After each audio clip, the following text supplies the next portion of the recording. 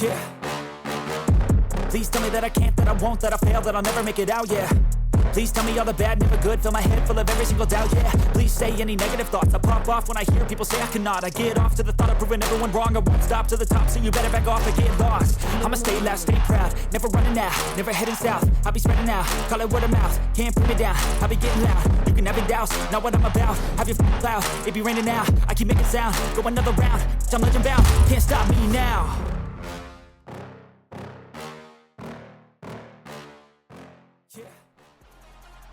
Good evening, ladies, gentlemen, and others. You are looking live at 12.6 billion of the BENXT faithful crammed into the BENXT dome on this hot and muggy evening. Welcome to a night of insatiable, sweaty wrestling action. And welcome to commentary. I'm Ben Potter alongside Daniel DeVito and Barbara Millicent Pierce. Hello, PlayStation Nation. Hello, PlayStation Nation. Good evening, welcome in, everybody. Alex, thank you so much for that raid. Sorry, I wasn't ready yet, but I appreciate it. I think Alex is headed off now, but I hope he had a fantastic stream. Any raiders who were with him, I hope you enjoyed Alex's stream. Appreciate you all, and welcome in. Flippin' heck, it doesn't bloody stop. They're both at it. They're both bloody at it. They're both. You can't stop them. James, thank you so much for the raid. Welcome in, raiders. Did you have a lovely stream, James? I hope you did. What were you doing this afternoon? Ben, my dude, how are you?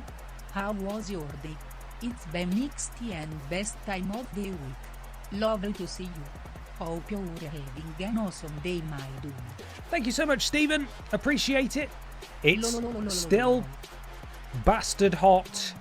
Playing Civ and trying not to melt. Did you succeed at both? I hope you did. I once again have my, I have a refreshed foot bath here with 3 fresh freezer blocks. That's right, I live in a household that has 6 freezer blocks. Fuck, it's cold. I'm putting my feet in now. It has 6 freezer blocks in the freezer, not to brag. Not to brag. Oh, bloody hell, it's chilly. There we go. My feet are cooled. I have... You can't hear it. It's already slush. I have ice in my water. I have ice in my... No, it's melted. I have slush in my other drink. We're ready to stay cool. We're ready to stay as cool as we can. Thank you, everybody who joined Peter and I earlier for the Worst Games Ever stream, playing through Time Splitters Rewind. That'll be live on the Worst Games Ever channel now, if you'd like to go back and watch it. And of course, Twitch forced us to celebrate it early yesterday, and we're already celebrating it earlier than is necessary. Because tomorrow is technically my partner anniversary. I wanted to celebrate it today because I'm not streaming tomorrow. And Twitch said, you're going to celebrate it on Tuesday as well. And so we did. So thank you very much, everybody.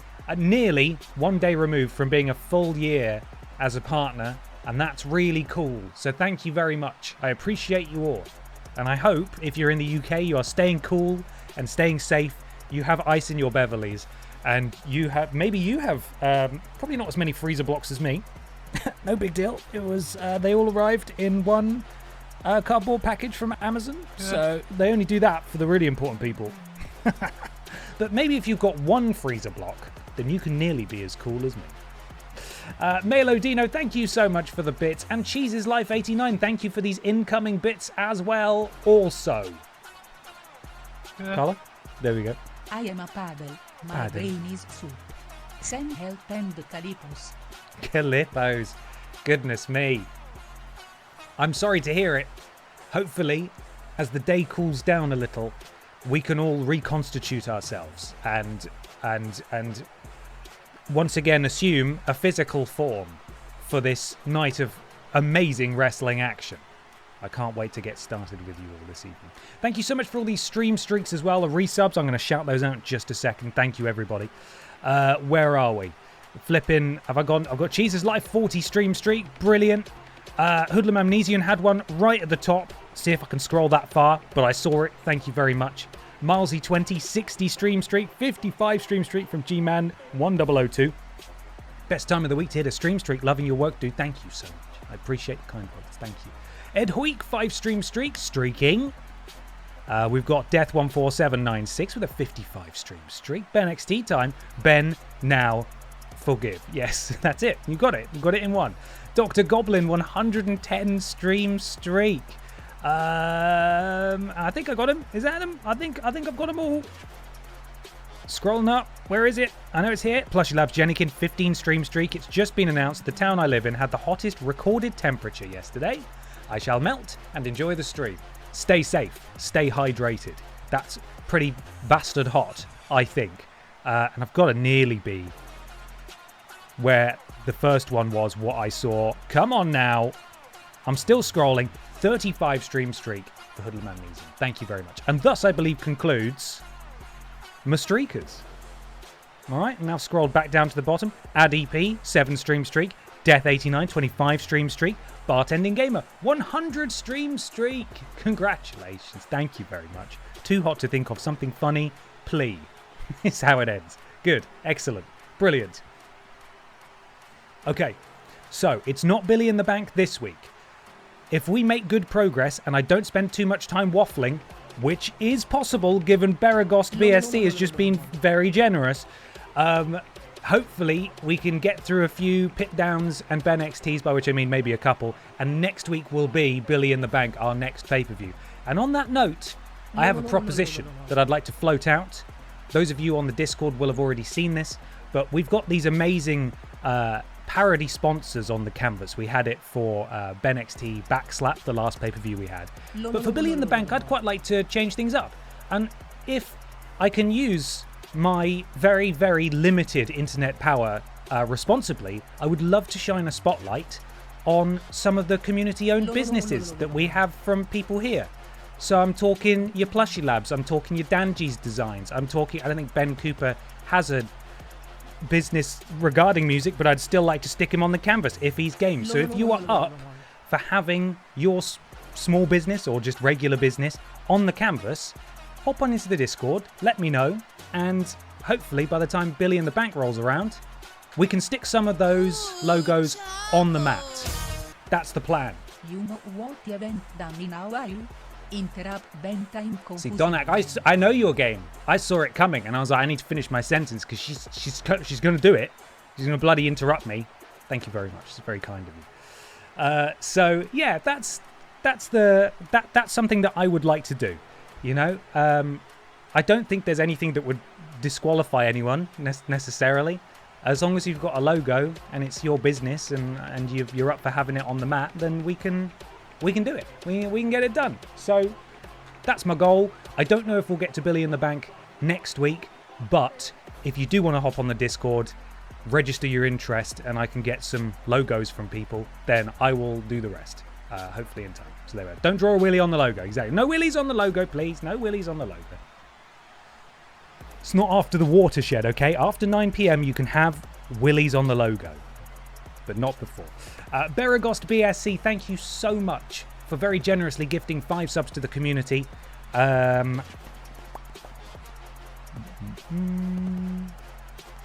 Yes, there we are. Wet Dreams and Thick Streams, ahoy hoy, welcome to the Thickness 2.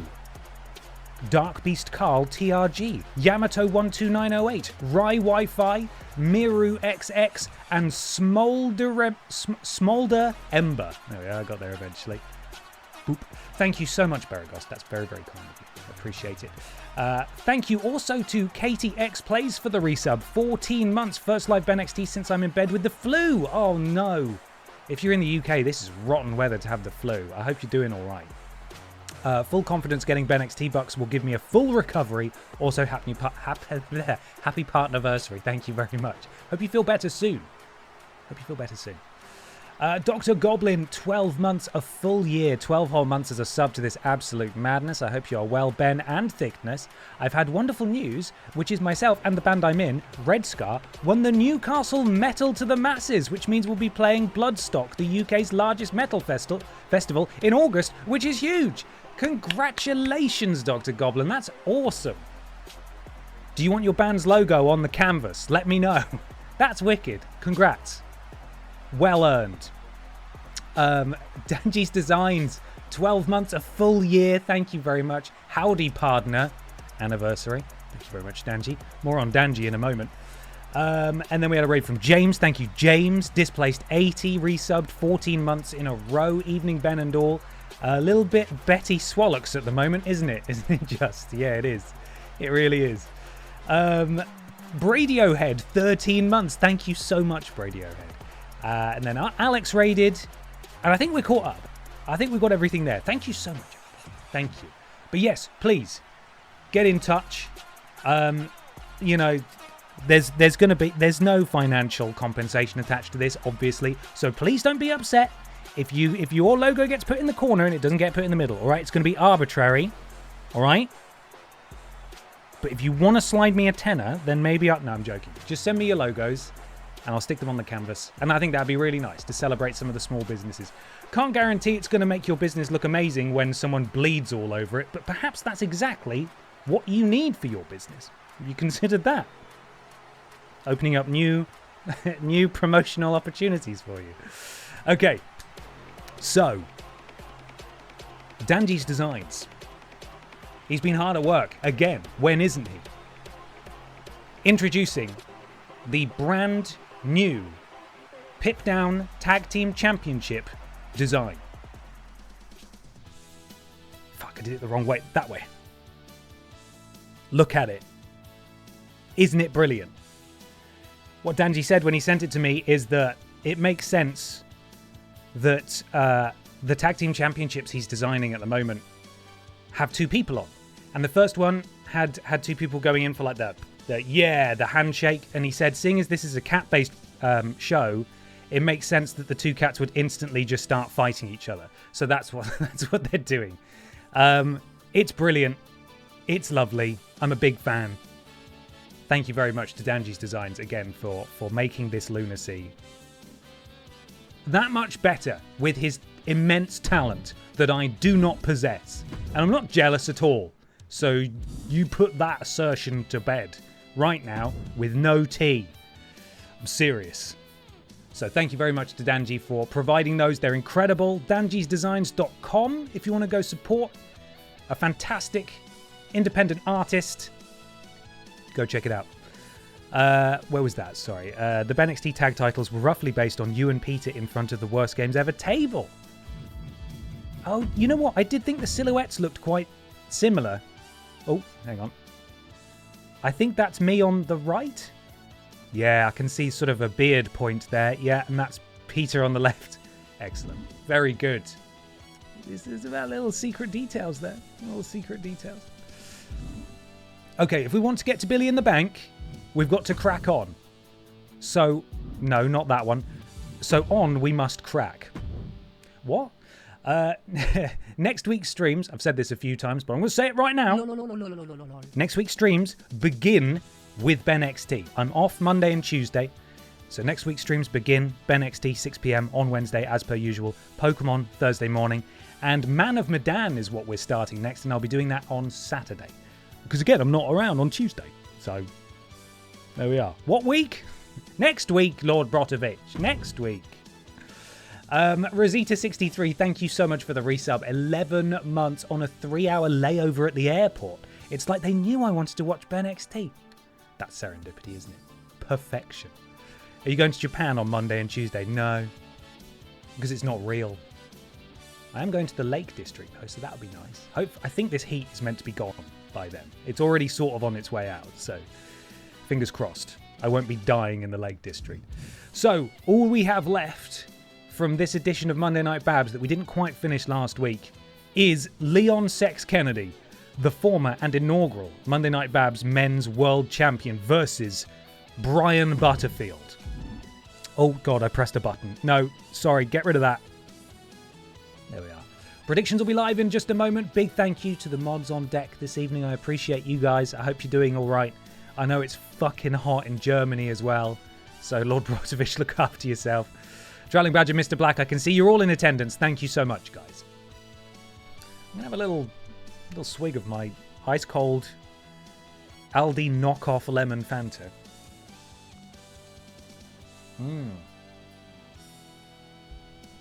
Watered down by slushy ice cubes. Brilliant. Citadel Zombies 20 stream streak. Thank you. Thank you very much. Okay. Leon, Brian. Predictions are live. Get those BENXT bucks wagered. I mean, I would say spend carefully, but you can do whatever you want. Remember, there's no streams before next week's BENXT. So you're going to have no chances to redeem your BENXT bucks in the meantime. So, you know, pace yourselves. Pace yourselves. Also, one other thing. This is my final opportunity to make a direct plea to you to go and subscribe to my dedicated VODs channel. This VOD is the last one going on my main channel. And then that's it. They're all going on the VODs channel. Once again, a massive thank you for bearing with me during this painful period where everything's been transitioned across.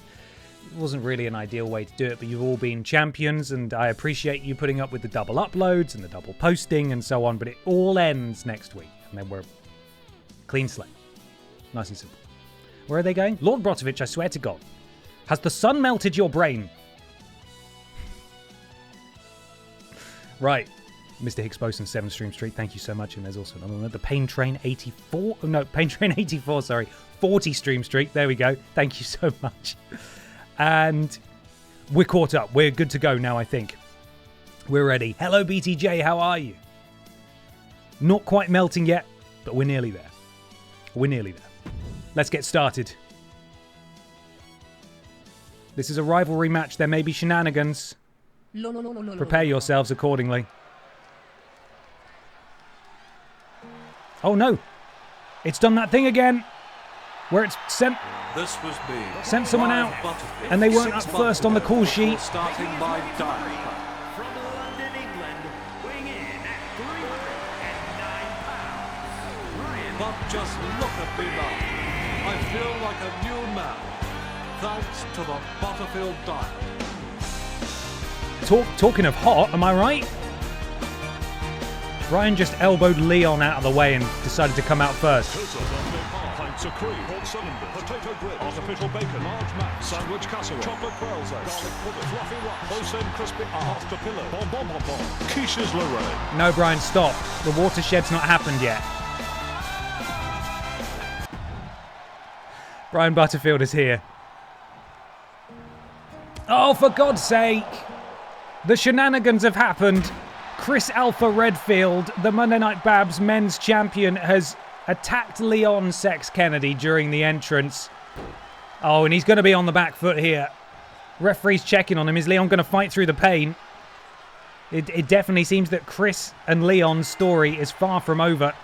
And we are going to start this match. We're underway. Leon Kennedy. Oh my God, he's killed him. Leon Kennedy, you can see his health bars. What is he doing? His health bar's gone down slightly, but he's still as spry as ever. That attack, he might have a concussion, actually. There may have been a concussion. Christoph Sis, thank you so much for the resub. 12 months, a full year, 1 whole year. By the way, I downloaded Twitch for you, so you're welcome for giving me another obsession.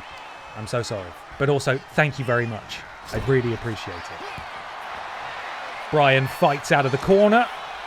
Leon blocking that kick and just a pump kick to the back of the head. Brutal. Leon vaults over. Good camera angle. Oh my God, he's really laying in those strikes. Oh God. Poor Brian. Slaps and punches and knees. Unbelievable. Do you have an Andrew Dingle in your lineup? If so, we need a feud with James Jenkins. James was saying how much he hates that guy now for reasons. Oh my God, really? Controversy abounds. Well, I said it last week. I think Andrew Dingle should design his own Dingle, right? And then maybe we can include that. I'd love to do a stream with Andrew. Speaking of which, I got a little ring on telephone a few days ago, and Cultaholic reached out and have asked me to do live reactions this Saturday with Andrew Dingle to the WWE pay-per-view that's happening in Saudi Arabia. I mean, would I rather it be a different pay-per-view? Of course. But when my friends call, I want to help them out. So Andrew Dingle and I will be live on Cultaholic on Saturday, which is exciting. It's the first time I've done reactions for a Cultaholic reaction live stream since an NXT takeover in 2019. So it's been a minute. So if you're around on Saturday, come say hi. Can't obviously make any demands that you watch the pay-per-view itself. It is a highly unethical one, and I fully understand and respect that. But I hope you guys understand it. I want to help out my buddies at Cultaholic. They needed a man, and this man answered the call. You can come along and watch us boo Saudi Arabia every time it's mentioned by name. How does that sound? Right, back to the action here. Brian Butterfield. Anyway, James hates Andrew Dingle. What's going on there? Sorry. Anyway, Leon Sex Kennedy lining up his shot. Big boot to the tum-tum. Question is, should I wear my BENXT merch on stream? Leon. Poor Brian. He's staring down the barrel of a finisher, and that was it. And I think Brian might be down and out here. Leon, despite starting on the back foot, has upset Brian Butterfield here in the main event. And Christopher Redfield, the champion, has got to be seething backstage. And this was the match that I talked all the way through. Not even an interruption from his real-life husband, Chris Alpha Redfield, the Monday Night Babs Men's Champion, would prevent Leon Sex Kennedy from marching forward on his road to a rematch. And poor Brian, he even put on his best suit and everything. Leon Sex Kennedy victorious here tonight in a match that the viewers rated good. Look at that. No shenanigans. I mean, there were shenanigans, but no fucking about there. We're straight on to BENXT.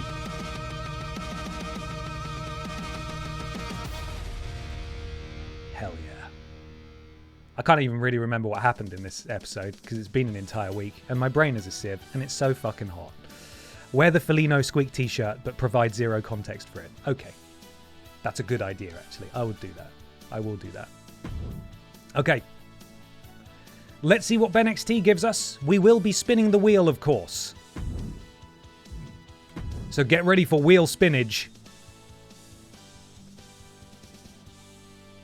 Is that what Popeye eats? Wheel spinach. None of that fake stuff.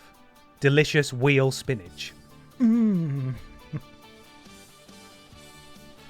Okay, what do we got? Sorry, we've got EE Tim one-on-one with Michael Jugson. And two members of P-Volution are in his corner. I believe these two are tag champions as well over on... Which show are they on these days? It might be Pip Down. I think it's Pip Down for those two. The Pip Down tag team champions are in attendance. Will they be wearing their shiny new belts? I bloody hope so. That'd be nice. Michael Jugson in the opening match. Alexa Piss takes on Zombie Cheggers. If I remember rightly, Alexa Piss won the Aldi Red Thunder Championship on the last show. She did. She's currently holding her first championship, which means that she will probably be pulling double duty tonight, as she has to defend that title when we spin the wheel. Stinkwings goes one-on-one with Dave Benson Phillips, with Whoopi Goldbat in her corner. Connor and Lieutenant Hank Anderson take on Steven Seagull and Scandal Penguin. Connor and Lieutenant Hank Anderson are the tag champs, aren't they? Just haven't seen them for a minute. Got to double check now. Tag... Yeah, Team Lickit, they are. Team Lickit are the tag champs. We just haven't seen them since they beat the Mod Squad, which the mods have got to be furious about. Furious. And in the main event, it's Emma the Bear versus Ann Horse. BENXT Women's Champion Emma the Bear. Not a title match, but you never know. So, we do need to cut a match. Which is it going to be? Is it Tim and Jugson? Is it Team Lickit and the Birds of Prey? Or do we cut Alexa's match because Alexa's going to have a match anyway, where she has to defend her championship? What do you think? Boo, give mods a rematch. Cut P-Volution every time. Tim.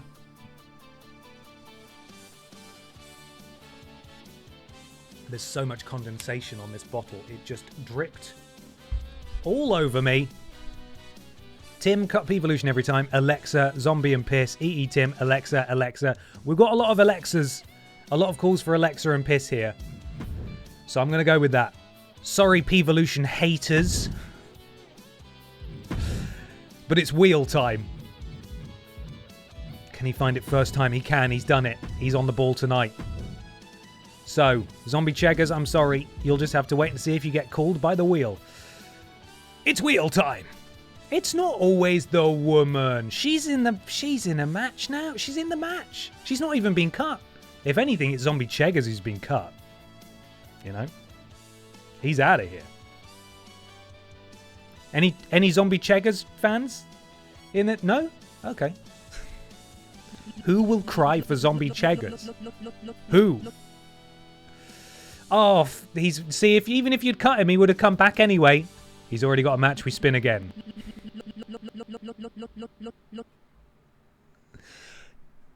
James Jenkins, get in there. Spin again.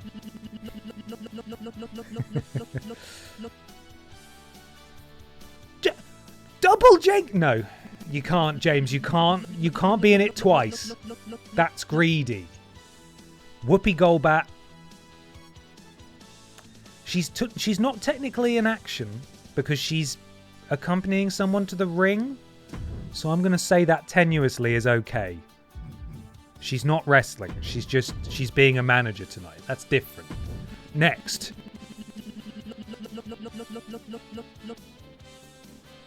Dave Benson Phillips is in a match? Yes, he is. Spin again. We need the three faces of Jenkins. And Horse is in a match as well. Well, this is the thing. Like we've had some amazing creations from Bad Joke, but oh no, a rivalry renewed between James Jenkins and Kat the Writer. Where there's at least 2 or 3 faces of legally distinct different man Ben Potter and Peter Austin waiting to come down. There's original flavor Dick Mychinko, which is Ben Potter but wearing a camo tank top and a hat. And there's also Cheetah Austin as well, who are waiting in the wings to appear. But we've already got the best version of them, you know? Maybe in time we'll get some additional faces of various wrestlers. We discovered on yesterday's stream, hello, Streamlabs has died. I've clicked to spin the wheel, it's not doing it. There it goes. Chab! The wide champion Chab.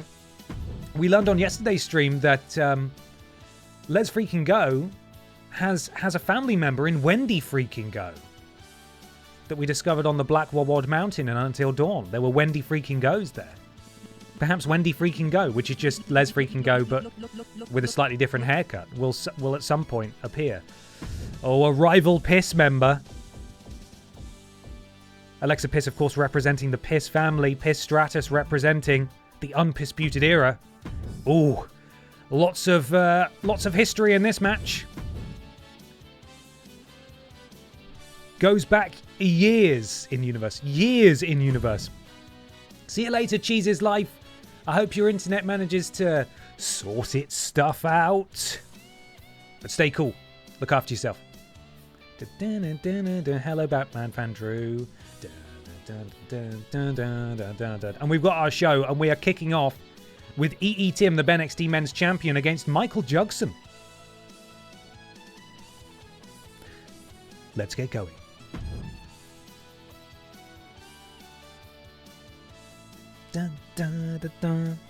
Wendy Freaking Go is like a bastard child of Lesgo and Gollum.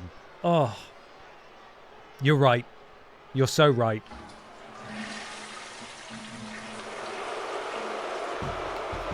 Boo! They hate him. They bloody hate him. And I see P-Volution forgot to bring their tag titles.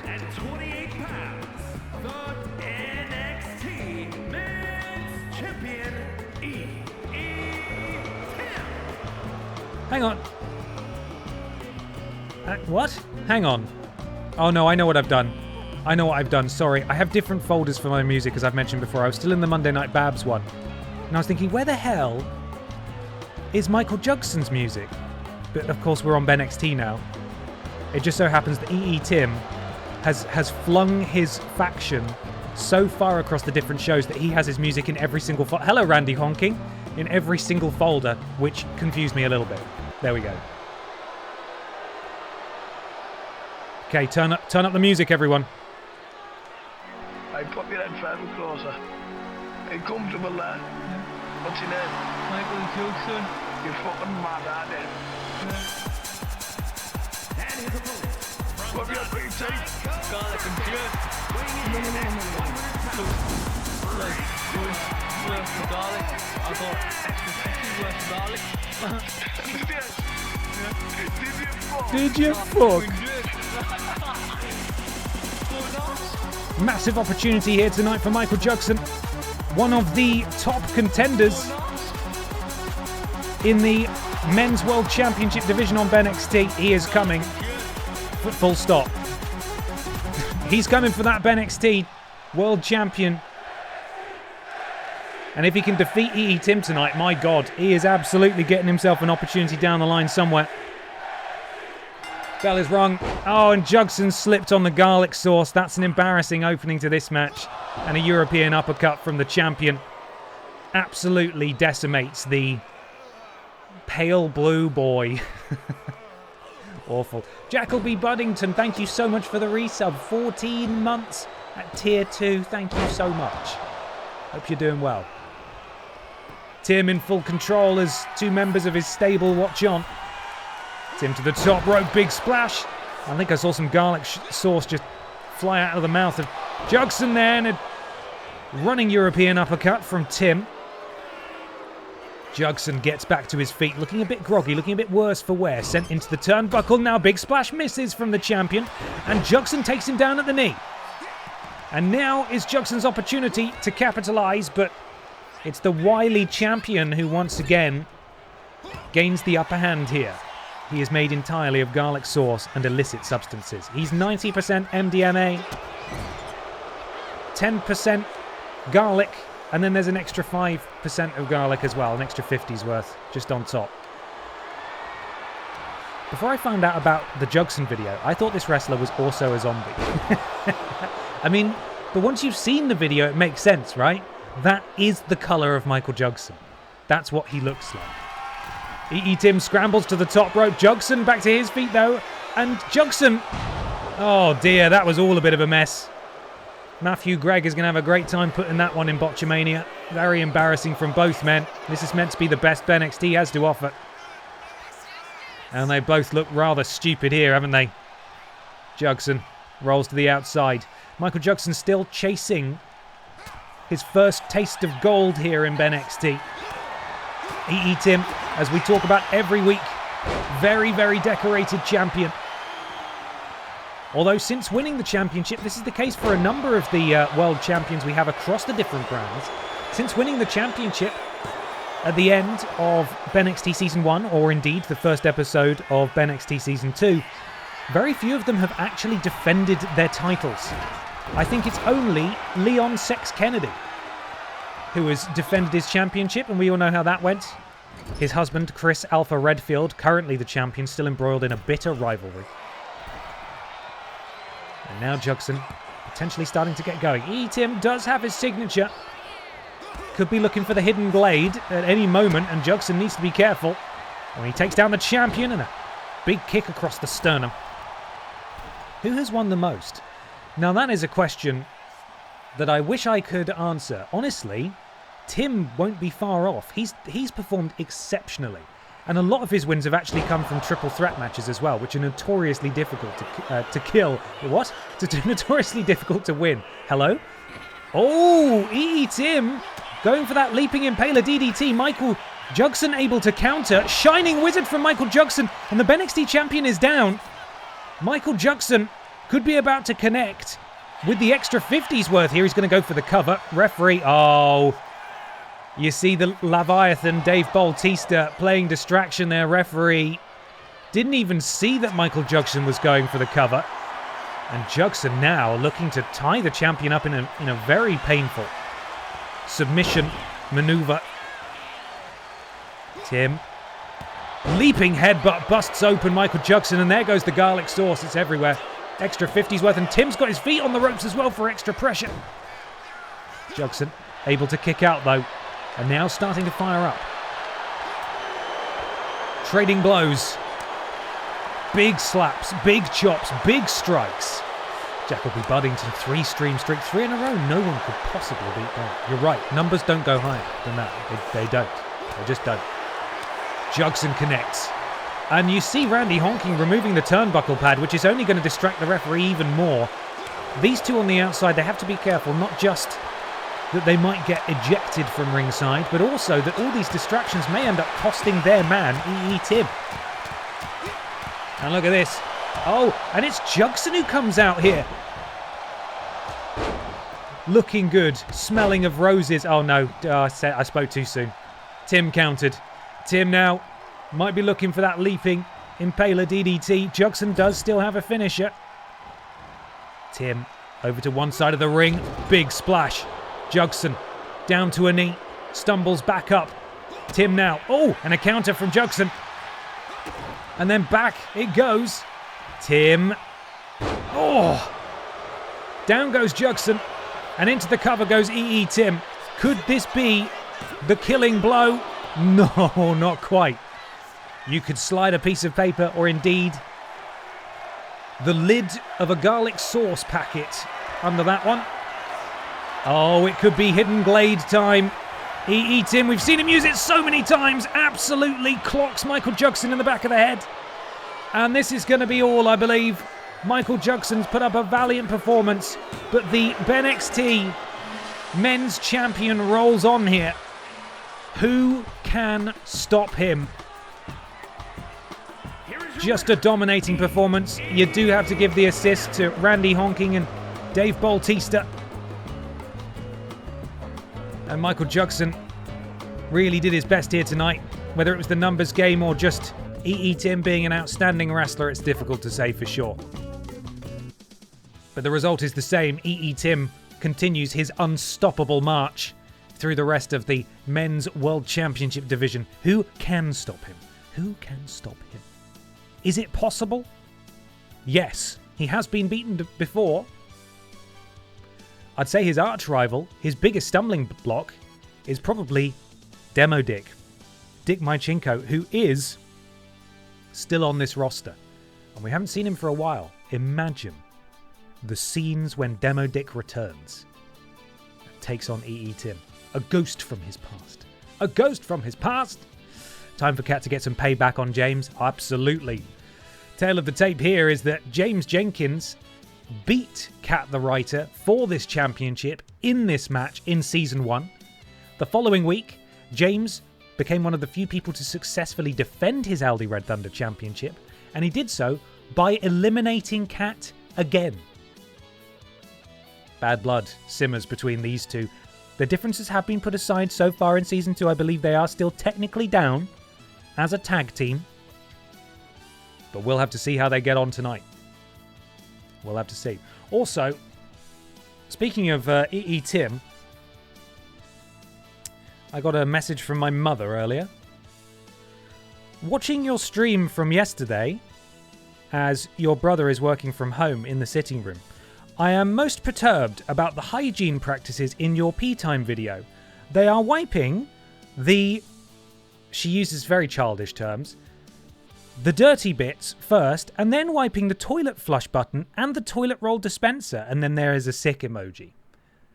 And I said, this has been a running joke amongst the stream chat for a while now. He has absolutely no idea how to clean a toilet. So, there we go. Certified. My mother also doesn't understand how E.E. Tim has a job. We're all on the same page here, okay? We're all on the same... Mums do not approve of E.E. Tim. They don't like them. They don't like them. The plural of E.E. Tim. Right, I've got a message here from my statistician. My statistician. Help. Person with the most title belt wins might be Emma the Bear, with 1 women's, 2 wide, and 3 Aldi Red Thunders. That's great. Thank you, my statistician. But also, it's not what we were after. We were after who's won the most matches so far, which you might also be able to work out, to be honest. I think you should see this incredible spreadsheet that, yes, the Stats Fairy has put together for me. It's unbelievable. It tracks everything. So maybe we might get some confirmation in a second who has won the most matches in BENXT Season 2 so far.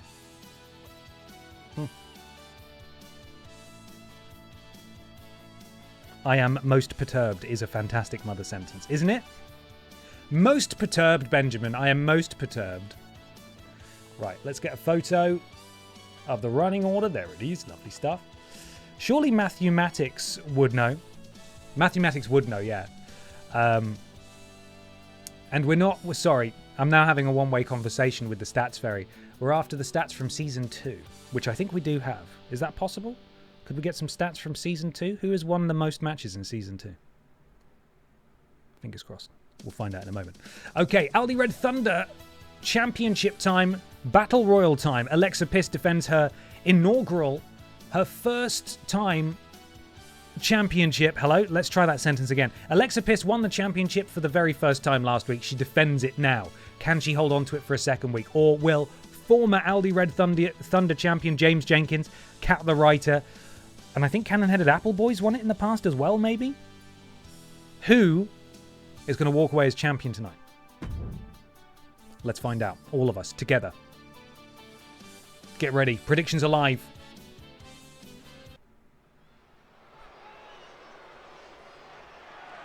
The following contest is scheduled for one fall and is for the All-Star Ring Total Championship. That's the one. Prepare yourselves for the splat, everybody. It's taking a while. Here we go.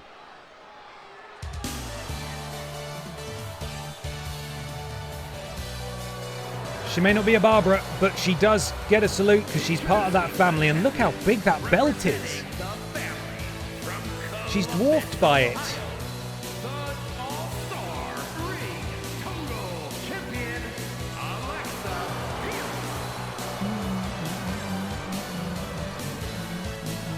Alexa Piss walks into battle tonight looking to defend her crown. Can she get the job done? Hello, Disney 2456.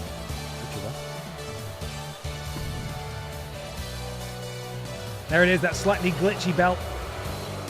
The model for Alexa Piss this year that I've managed to download from the internet, admittedly, looks absolutely nothing like Alexa Bliss. Last year we had one that looked far more like her, and there has been a slight downgrade in likeness, but it'll do the job.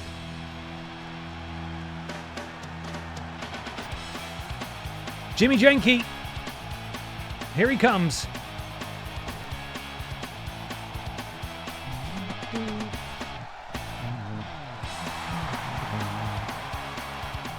introducing the challenger, representing the Triangle of Terror, from Manchester, England, weighing in at 220 pounds,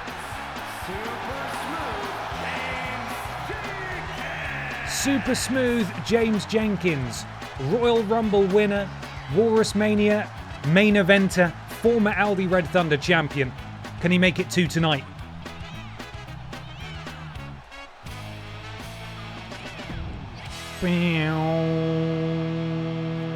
Here he comes.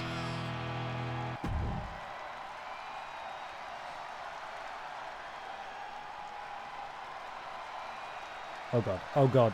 Where's my music? There we go. We go live to the production truck where they're saying, "Oh god, where's the music?"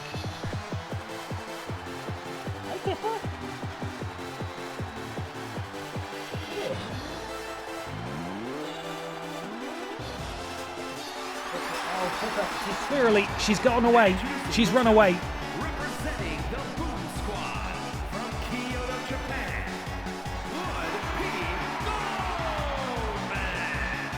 Whoopi Goldbat representing the Bog Squad, who we spend every Monday with in our Pokemon Stink streams.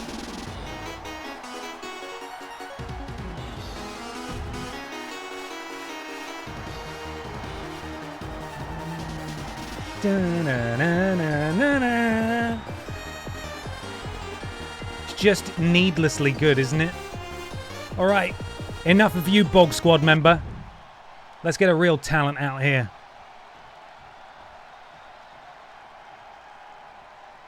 I'm ready.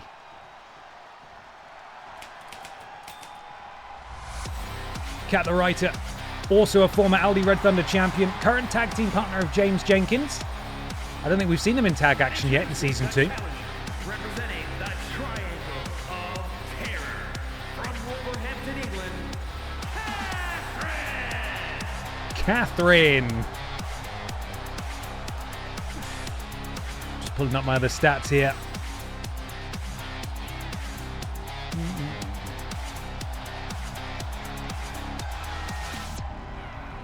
Cat the Writer walks into battle. Watch the bottom rope here, Cat. Don't fall over it. Like, oh God, sorry. Christ. She's fine. She's okay. Cat's here and she's ready. And now, get the brought means bread fellas excited, because here comes one of their own. The current BENXT wide champion himself, who weirdly has not elected to defend his championship yet in Season 2. Bizarre. from Berlin, Germany, weighing in at 100 pounds, the NXT Worldwide Jesus, look at him go. Little Chab, here and ready to rock and roll, is currently in his second reign as BENXT wide champion after a brief stint over in Pipdown where he became the Little Kong Strong champion. He's now back on BENXT and looking to capture another energy drink championship.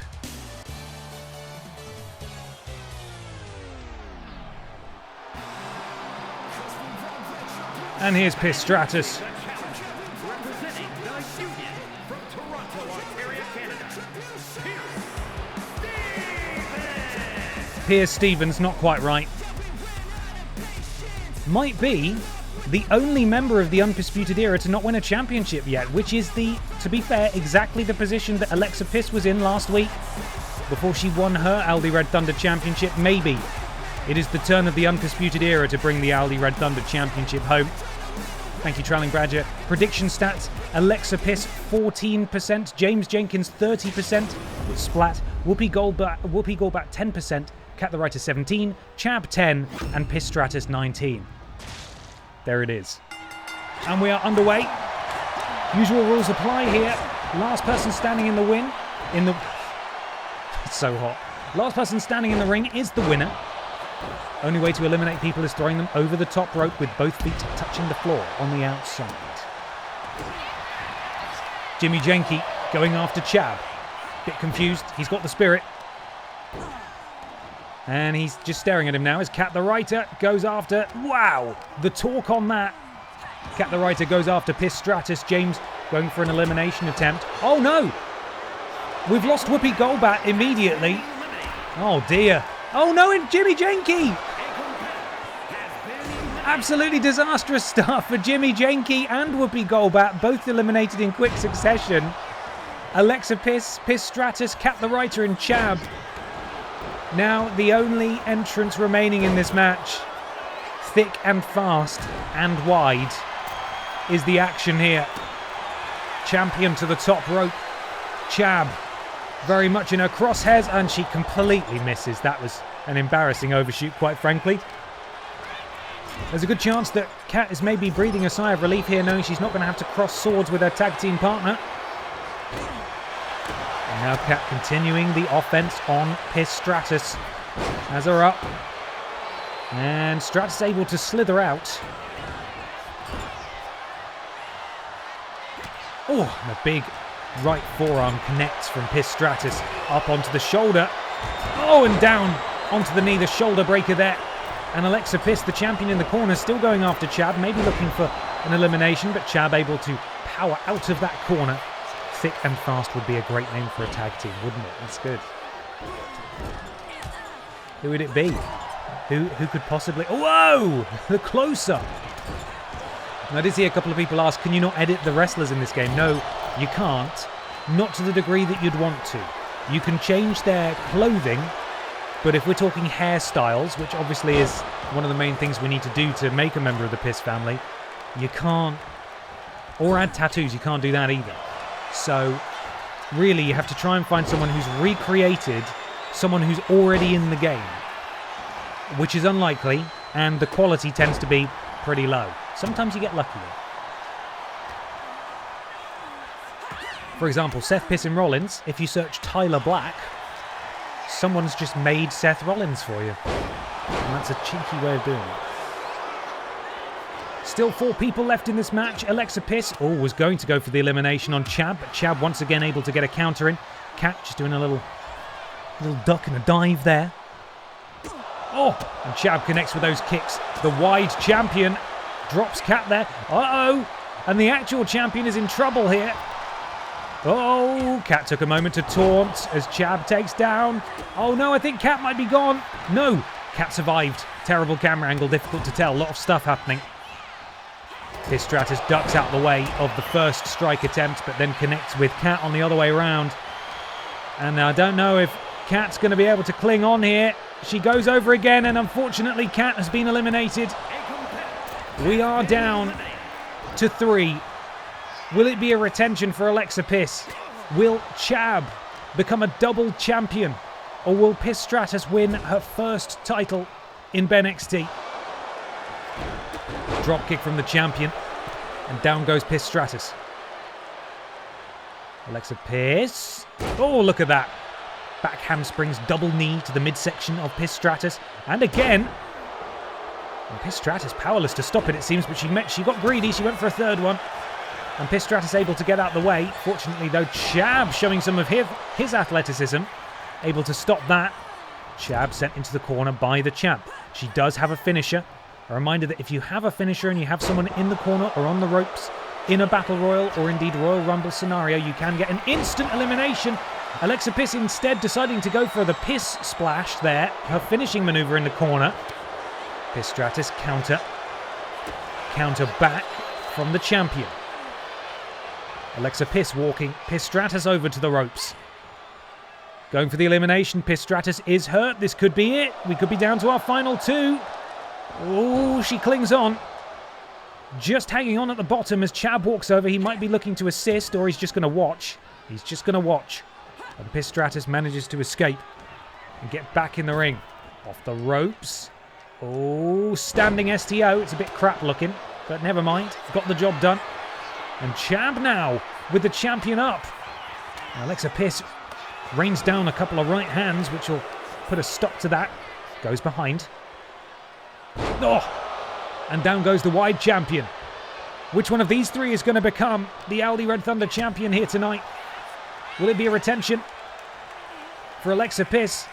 She's looking to get rid of Piss Stratus now. Goes for another elimination attempt. And it looks like it's going much faster than the last one. Piss Stratus, again. Clings on. And this time Chab decides to lend a foot. A beat red foot, and it's still not enough. Piss Stratus still going in this one. The leader of Brot Means Bread, Lord Brotovich, in the chat there. Go on, Chab, we need this. It's weird, if he actually wanted it, maybe Lord Brotovich would have joined them at ringside, but Chab very lucky, intercepted by Alexa Piss was Piss Stratus, and Alexa Piss going again, his 3rd time the charm. Piss Stratus and Chab now. And there she goes. We are down to 2, and Alexa Piss immediately hitting that piece of signature offense, and it looks like she's going to go for a finisher immediately. It is Chab and Alexa Piss. We could get a retention here. Chab ducks out the way. Chab now with those educated feet, and down goes the Aldi Red Thunder champion. Will it be Chab? Is it Chab's time? Or is it Alexa Piss? Alexa Piss with the counter. They are so close to the ropes here, it's very dangerous. Alexa Piss went for her finisher and Chab countered it. That would have been an instant elimination if Chab hadn't managed to counter that maneuver. Scoop, slam, Chab to the top rope. Dangerous place to be in a battle royal. Massive splash, and the champion is stunned. Chab could be closing in on his first championship here on BENXT. No, that's a lie. His first Aldi Red Thunder championship here on BENXT. Chab! What's he doing? Oh, God! He took bloody ages to do it. I didn't think he was even going to connect there at the end.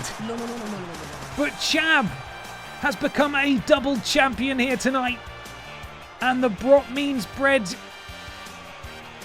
Breadaholics are cheering loudly from catering. Unfortunately for Alexa Piss, she did go the distance. She made it all the way to the end. But tonight, Here is your winner. victory was promised for one man. All-Star Ring Total. And he's got himself 2 pieces of hardware to show for it.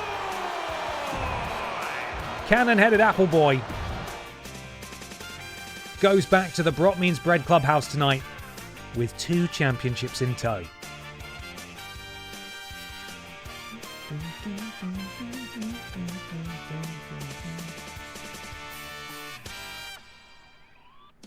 Excellent. The Yeasty Boys, come on, nice one. Double champion. Yeah, you're right. Double champion. Yeah, I like them both. They're good. Just going to take a brief hydration break here. Bear with me while I roll 6 hours of advert.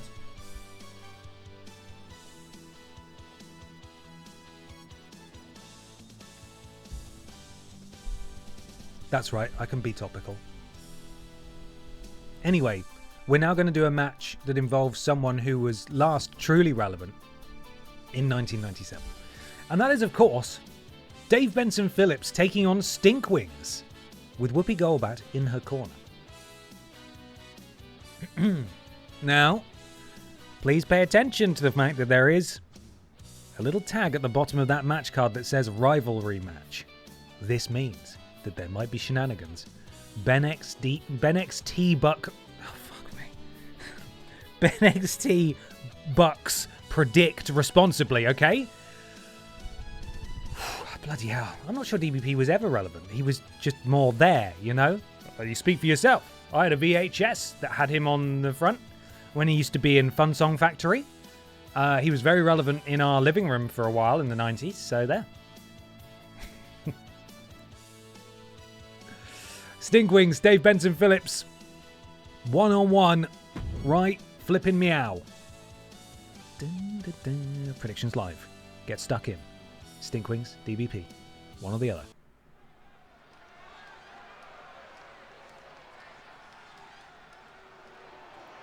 Oh, piss. Oh, fuck. I've lost the song again. I found it. Wow, what a mysterious entrance. Look at all the stink.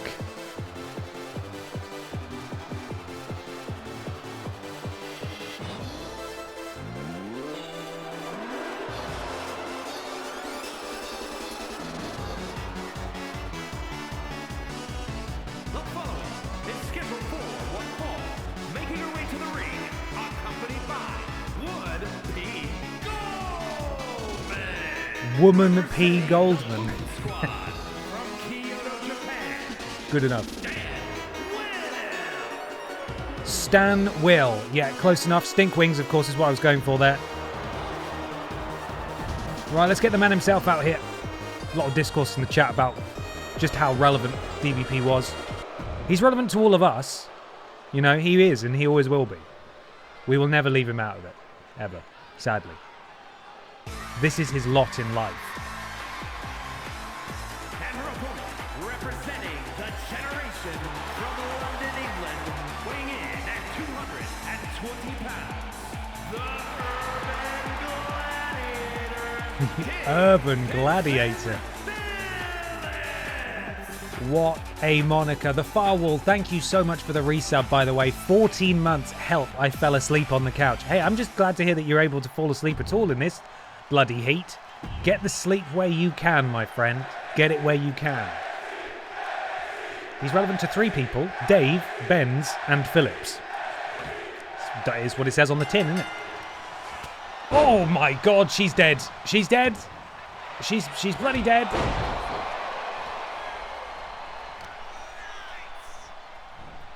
Nice. Just making a note for myself, a little bit of admin, bit of patch notes here. Because, of course, next week, all the VODs are going to be on the VODs channel. So I need to get rid of that sponsorship from the canvas because it's not going to be relevant anymore. You know? Oh, double foot stomp misses on the outside.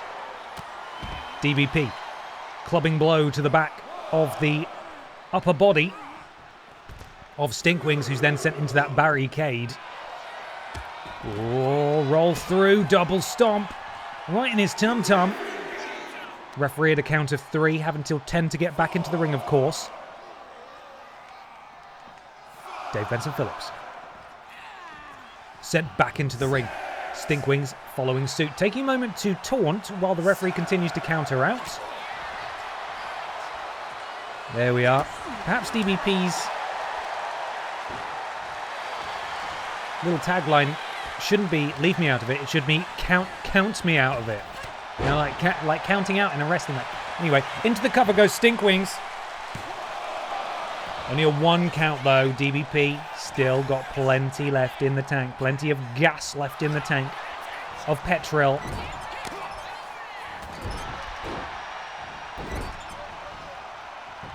Being choked in the corner by Stinkwings is DBP. Now, of course, Stinkwings is a Pokemon who battles every week. That's a lie. She's been cut from the bog squad. She lives on. But she's got a lot of battle experience. DBP is a tenured BENXT wrestler. In real life, he does have a couple of matches under his belt. And Stinkwings waiting for Dave Benson Phillips to get back to his... Oh, no. I don't even know how that happened. She still has plenty of time. She misses again. 2 horrible falls from Stinkwings. Kind of embarrassing, really. Unfortunate. DBP spins her around. I think she's going to be sent for a ride. Shoulder first into that steel post in the corner.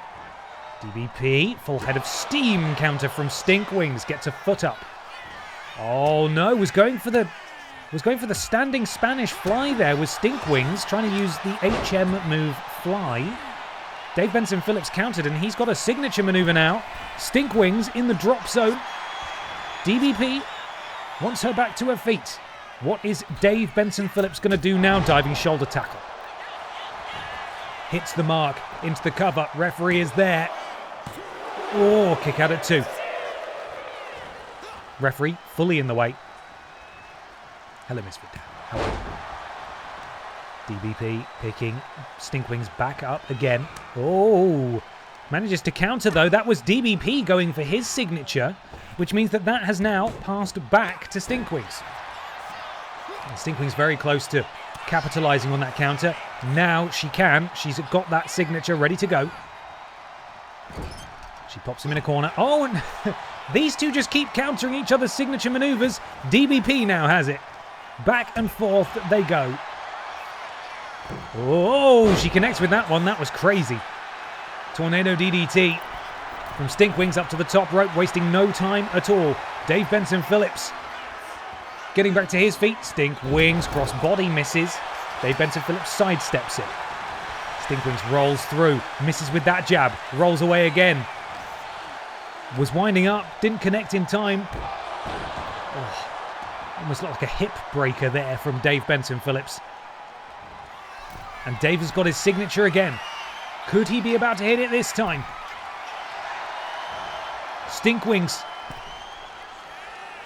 getting back to her feet. Dave overshoots. Should have seen that coming, really, Dave. But he's back on his feet. Stinkwings is still groggy. Counter from Stinkwings. And just enough time to recuperate. Forearm to the spine. DBP sent into the corner. Spun around. And Stinkwings sends DBP shoulder first this time. They both get a go. Slamming their shoulders into that steel post. As Stinkwings chokes the life out of Dave Benson Phillips. She does now have a finisher. DBP could be in a spot of bother here. She's not done the headbutt. Oh, into that ripcord back suplex. Could this be it? Oh my goodness. So close. Stinkwings needs to stay on the attack here. Dave Benson Phillips only just escaped from that. And look at these strikes. Absolutely incredible from Stinkwings. Oh no! What a terrible timed slip on the middle rope. Giving Dave an opportunity to get back into this one. He's got himself a finisher now. And he's tying up Stinkwings in the Tree of Woe, but Stinkwings able to escape very easily. Oh no, and again a counter. Stinkwings going for that standing Spanish fly, that HM move. And Dave countered it again. Dave now has a signature and a finisher. And Stinkwings is in a spot of bother here. That's putting it mildly, perhaps. Dave in the corner. Oh, and a counter again from Dave. Stinkwings needs to watch out. Schoolboy roll up. Rope break. Good call by the referee. The rope was there. Stinkwings was touching it. That doesn't count. And I think Dave Benson Phillips is biting the face of Stinkwings. Referee needs to have a word there. That's not on. She needs to know. Ominous wind. She does. Ominous wind. Drop toe hold. Dave hits hard, face first, on that BENXT logo. That sacred logo. And a leg drop to the back of the head. Is Stinkwings done? Still not. Dave Benson Phillips could put this match away for good if he's able to hit one of his big moves there, that signature or that finisher that's ready to go. It's right flip in there. But Dave is stunned. Who does he think he is? Ozzy Osbourne. I get it, because he bit a bat. That's great. Uh-oh, this doesn't look good for Dave, does it? Oh, no. Stinkwings apparently is just not allowed to use fly. Stinkwings again going for that Spanish fly, this time from the top rope, and Dave countered it again. He is immune to fly. Oh, shotgun dropkick there, that single foot, almost a claymore to the face. Drop toe hold from Dave. Down goes Stinkwings. Dave. Oh, look at that. Pop-up Samoan drop into the cover. This could be it for Stinkwings. Oh my God, it's still going. Fly has no effect on DVP. No. He's immune. Dave, not done yet. What more could Stinkwings possibly have? Elbow from the top rope. Right in the center of the forehead. Oh God, and going for a choke there, but Stinkwings able to get out immediately. And we're going to start slapping each other now. We've reached that portion of the match. Slaps back and forth between these two. Stinkwings, though, has a signature and a finisher now.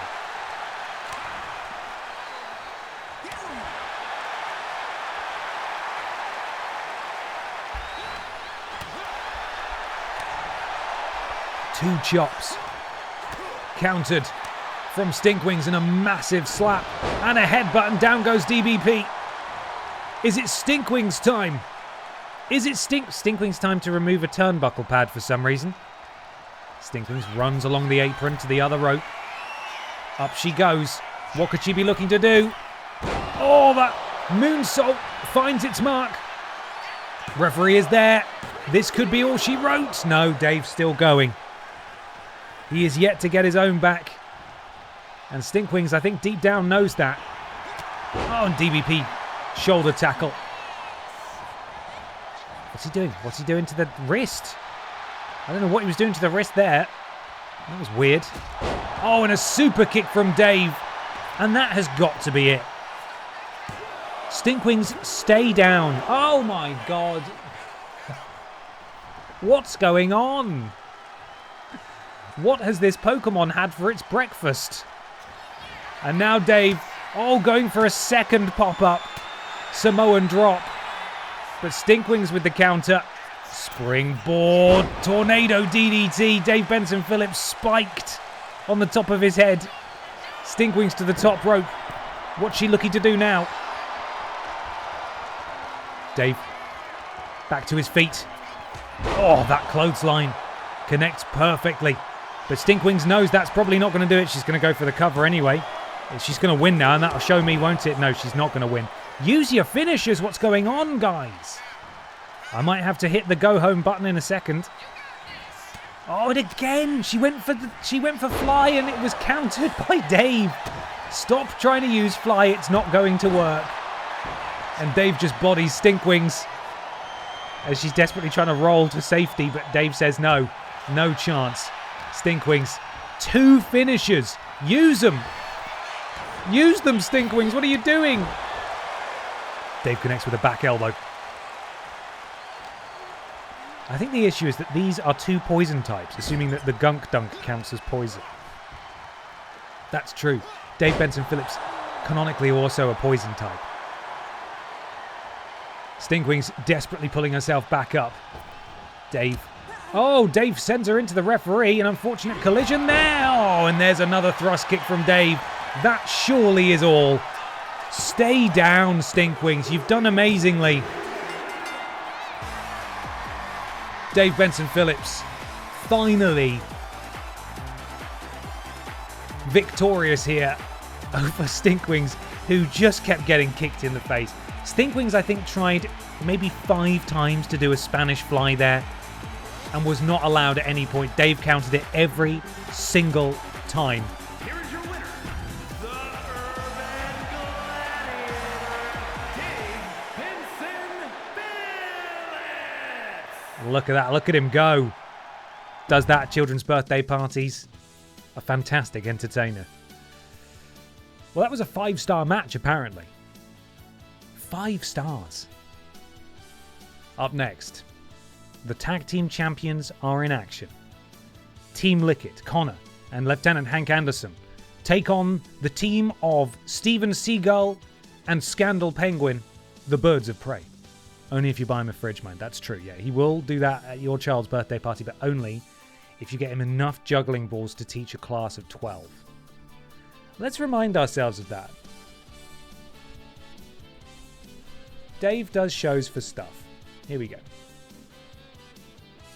Let's continue. So Dave will do a show for you in exchange for a large outdoor marquee, portable floor for the marquee, enough juggling balls to teach a class of 20 people, enough juggling clubs to teach a class of 20 people, a laptop computer, and it says in brackets up-to-date spec and latest software, a Nando's black card, a large box tow trailer. And it's got a hyphen next to that one. It says done. So someone did give him that, and then he did a show for it. 6 large and very strong trestle tables, a leather 3-piece suite, 6 adult-sized sit-on beanbags, and then it says in brackets, they have to be huge. A game of Twister. Hyphen done. He did a show for a game of Twister. 6 months worth of accountancy work.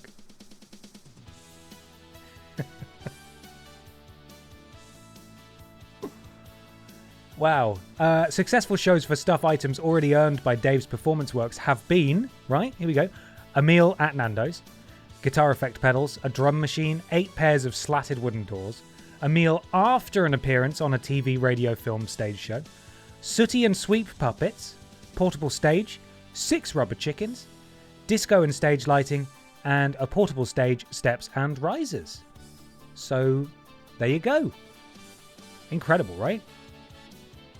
Can we get DBP to teach us juggling at the Podiat show? I wish. I think this is this is a very old website that I think is supremely out of date now, because I remember this being talked about when I was at WhatCulture. So we're talking 10 years ago now. In fact, let me just check my bloody reminders here. Tomorrow marks 10 years since I started at WhatCulture. That's a decade of working with Peter Austin. How crazy is that? In 2 years' time, Vidiots will have been 10 years ago. Bet that fucking hurt to hear, didn't it? I bet that fucking sucked to hear. Yeah, we're all old! We're all old!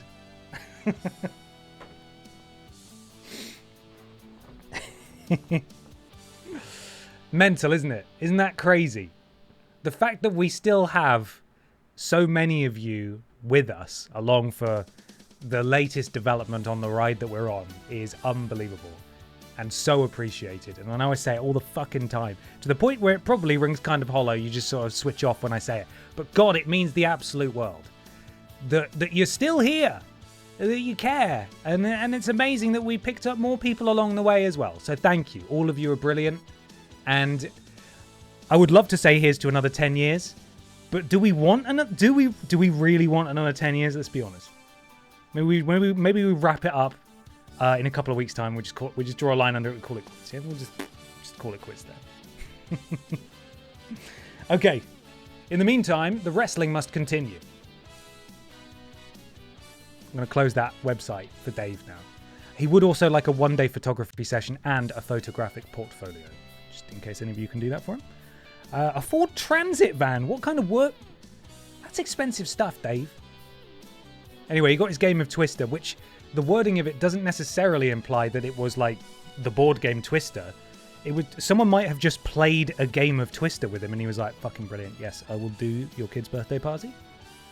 I just want a competent person to play Twister against. That's all Dave wants. And also a Nando's Black Card. So, there we are. Thank you, everybody. You're all the bloody best. Appreciate you. Right, we're moving on now. Team Lickit, Birds of Prey, Tag Team Champions in action, although the titles are not on the line. Predictions have more than likely come and gone. I've been waffling again. Let's go. Is it that you do Dave's accounts or does he do yours? It could be that. It could honestly be that.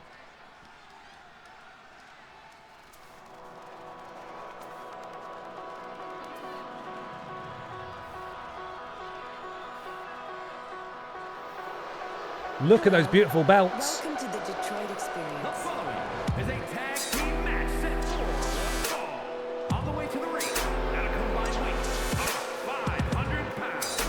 The NXT Tag Team Champions, Hank Anderson and Connor. Team Lickit, actually, but close enough. Tag Team Champions making their way to the ring. A couple of decorated boys here. Connor, obviously currently in his first reign with the Tag Team Championships, as is Lieutenant Hank Anderson. Hank Anderson, two-time Little Kong Strong champion. Big success for these guys since making the leap over to BENXT after being on Pip Down for so long. And of course they dethroned the Mod Squad to win these championships, and the Mod Squad are not happy in the chat there. And here come the Birds of Prey. Oh, getting clammy. It's getting clammy in here, gang. It's going to be a cold shower before bed kind of deal, I think. Whew. To be fair, when have we ever been happy? When you won all those tag championships, you've done pretty well. At a combined weight of 701 pounds. Big time, pretty. Big time, pretty boy. And Steven Bergman, the fabulous Freebird. Thank you, Now Undefined. It is my partner anniversary, sort of, tomorrow. Here's a further question for you. Try and get my words out.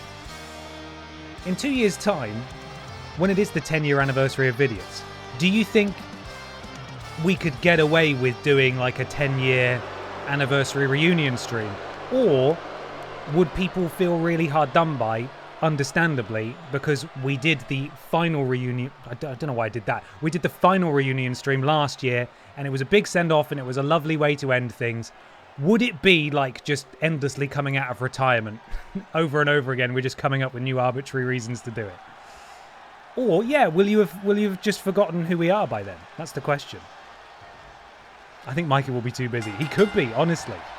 Anyway, it's just something I've been thinking about. Like, we're sending off Podiots with a live show, and I'm really excited about that. We had a wonderful final reunion stream at the end of last year. It was beautiful. We all cried, and it was excellent. But as I said, in 2 years' time, 2028, it's going to be the 10-year anniversary of the Vidiots year, and I feel like it would be really lovely to do something for that, but I don't want people to feel pissed off, you know? That's the last thing I want.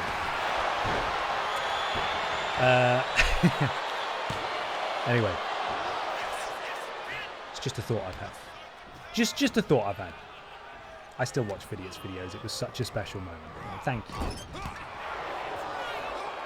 And that's why I feel a bit sad if the 10-year anniversary came and went and we didn't do anything. Maybe we'll do something else. Maybe we'll talk with you guys in the community and see what you want and see what you'd like. Maybe we won't call it a reunion stream because technically we did the final reunion stream. This is a 10-year anniversary celebration. It's different, right? Right? We'll have a think. We've got fucking plenty of time. Although it'll be here before we know it. Anyway, back to the action now. Big time Pretty Boy taking it to one half of the tag team champions. Okay, I mean, there does seem to be a resounding yes in the chat. You guys are biased.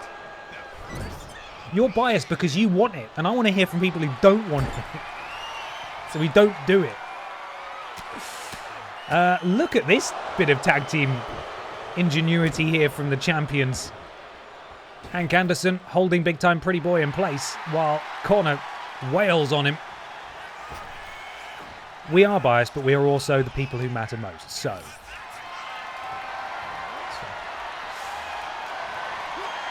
Scandal Penguin dumps Connor face first on the turnbuckle. Looking at the health bars at the bottom of the screen. Seems everyone's sort of level pegging here at the moment. Every time I say that phrase, someone says, level what? And in comes Steven Seagal, who currently has full health because he's not done anything, and now he doesn't because he got elbowed in the face. Scandal Penguin. Oh, backbreaker, brutal on the outside. Pegging! Hooray! We want pegging. No, we don't. Do we? Possibly. Whatever floats your boat. Everyone's entitled to their own sexual proclivities. Oh, God, that was a vicious elbow. Right on the beak there. Oh, count of 8, Connor. Get in the ring, buddy. He did a lap. He did a lap just to show off. He's like, I got plenty of time. Then he got back in the ring. Tag made. In comes Hank Anderson. And what are we doing here now? Connor sends Hank. Big splash. And now is it Connor's turn? Clothesline from Connor. And Hank rolls to the outside to meet Steven Seagal out there. May a thousand blossoms bloom. Exactly. 1,000 blossoms in there.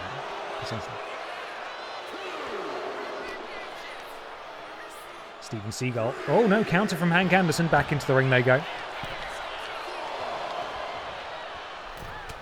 Ben, you and Drinks Ferry need to get married on the Vidiot's anniversary day. We can get married again for a second time. Hopefully, all being well, we'll be married by then. But we could, you know, we could just do a quick second marriage, just for fun. Steven Seagal sends Hank. Oh no, and again a counter from Hank. Back elbow from Seagal. Champion is rocked here. And a counter from the champion. Into a headlock. Oh, look at the power of Steven Seagal. Delayed vertical suplex. A lot of power on show there. From a bird who surely has his beady eye on a future opportunity at these tag team championships. Counter from Hank. Overhand strike misses wildly. Oh, and look at these sort of hockey punches to the tum-tum. Is that what they call it? We got any hockey fans in? I know Lord Rossovich is a hockey fan. When they do those punches there, are they called punches to the tum-tum in hockey terms? I assume they are. What else? Hank. Oh, jawbreaker. Oh, and then a big lariat from Scandal Penguin, who goes up to the top rope. Yes, they always call it the tum-tum. Yes, yes. That's a bread basket. Well, that's what Lord Brotovich would call it, because he's a member of the Yeasty Boys. Into the cover, kick out, and we're away.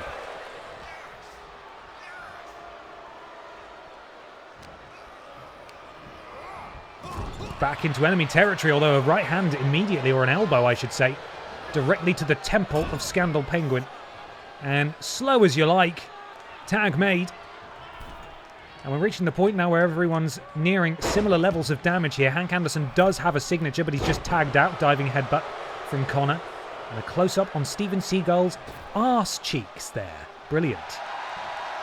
What's Connor thinking? Oh, look at that. That spinning, diving European uppercut. Into the cover. Kick out at 2. Dr. Doom Grump's 30-stream streak. Welcome in. 30 streams of greatness and thickness. Thank you. Thank you very much. Bloody hell. Too late, buddy. Connor just hit his signature there. That spear. cutting Scandal Penguin near enough in half, and then a flatliner from Connor to Steven Seagull, and now Scandal Penguin is isolated. He is all on his own. Steven Seagull is not allowed back into this ring until a tag is made. If Connor can connect with a finisher, then it's over for the Birds of Prey here tonight. Connor, is he going to do the logical thing? Is he going to go for his finisher? For some reason they never do it. He might go for a tag team finisher here. I think Hank may have interrupted the tag attempt there, which has absolutely scuppered that plan. Oh, and here we go. This could be it. Tag team finisher, potentially incoming. Wheelbarrow position. Oh my God. DDT into an Alabama slam. And all Hank needs to do is fall into the cover. Steven Seagull powerless to stop this. And the tag champs play an absolute blinder there at the end of that match. Nothing the Birds of Prey could have done. And Team Lickett roll on. Hello. Welcome to the Detroit Experience.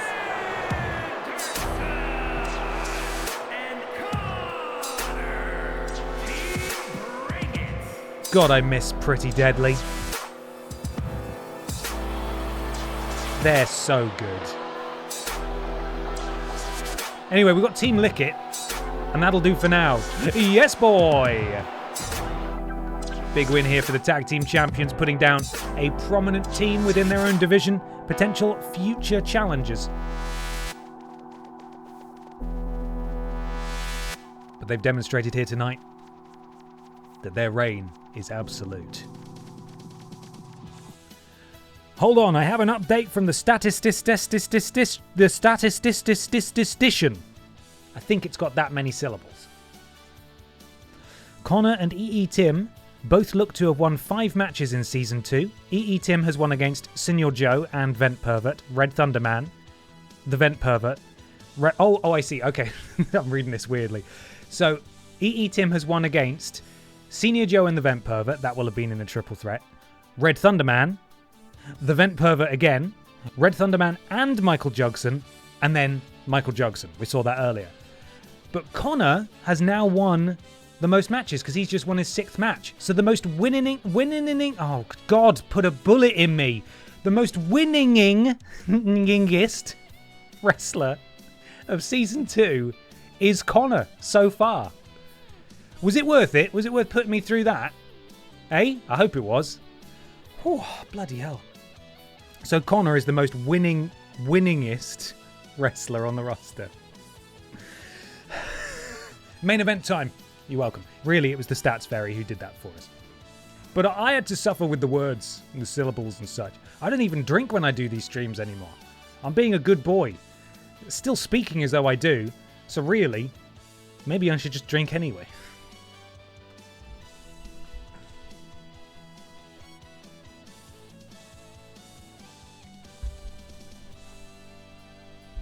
Time for the BENXT main event.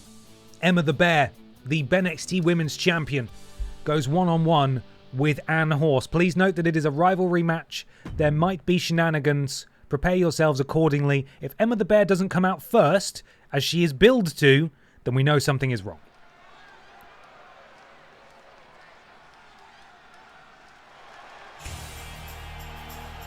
I think we're good.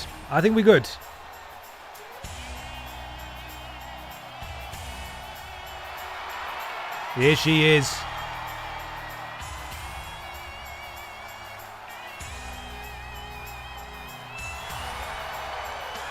The following contest is scheduled for one fall. Making her way to the ring from the North Pole, the NXT Women's Champion, Emma the Bear. Emma the Bear, a titan of the BENXT division. One of the few competitors to have not moved to a different show over the course of Season 1 or 2. In her first reign as BENXT Women's Champion, former 2-time Wide Champion, 3-time Aldi Red Thunder Champion on this brand.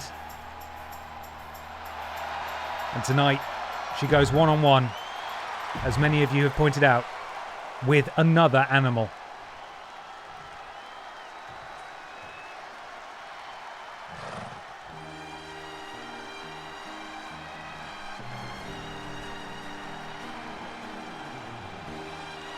Ann Horse won her first and only championship during the month of May, where we were playing horse games all month long. She captured the Aldi Red Thunder Championship.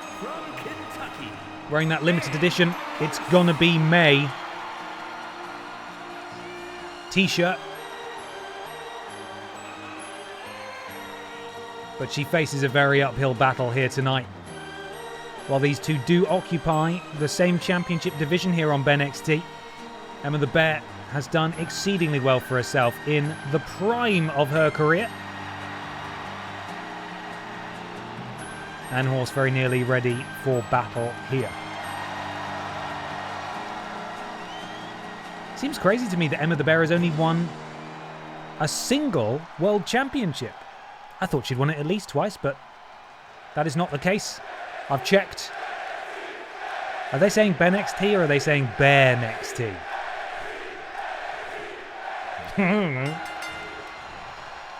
Oh, look at that. A tribute to her husband. I'm trying to think of a pun involving Matt Cardona. Zach the Horse Rider. Good enough. Good enough. Little Rough Rider action there.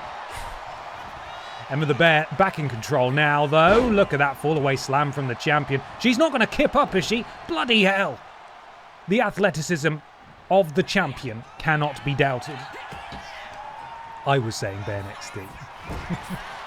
Thank you, thank you. Zach the Horse Rider. Matt Horse Donor. Or is it Matt Horse Donner? Is that the kebabs they sell in Tesco? Anyway, wordplay aside, Emma the Bear has sent Anne Horse crumbling to the outside. And now the champion throwing caution to the wind. The ominous wind. Counter from Anne Horse. Anne Horse gets a big paw in the midsection. Sorry, in the tum-tum, as they say. As they say in the hockey. Oh, God. Is the WWF, the panda one, happy with this animal-on-animal violence? I don't know. I mean, they show up during my Pokémon stream, so I think they're pretty chill. They're not like Peter. You know, they're not mental. I like to think they're mostly reasonable. Pandlin loves it. He's having a great time. Or she. You know what? I never confirmed that with Pandlin. I don't know Pandlin's pronouns. They're having a great time. Tiny Peter. That Austin is nuts. Oh. Anyway, we're up to a count of 7. The champion is cutting it really fine here, but decides to show off her aerial athleticism as well. Into the cover goes Emma the Bear. In slides the referee, only a 1 count, and a horse escapes. Emma does now have her signature stored, ready to go. Emma sends Anne Horse into the rope. She ducks down. Will she leap over? She doesn't. Oh, she misses with that thrust kick, that pump kick she was going for. Anne Horse countered. And that was Emma the Bear's signature, so now Anne Horse has stolen the champion's signature maneuver.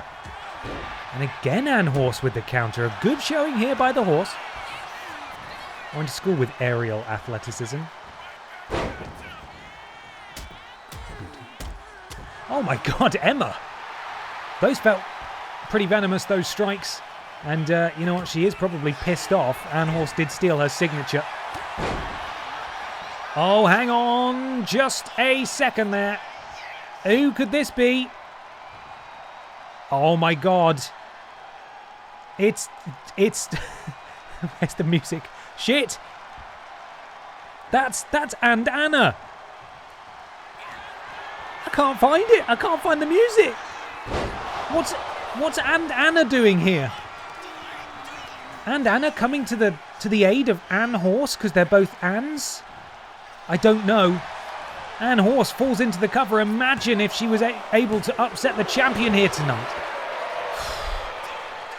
Why did she come out to help them out?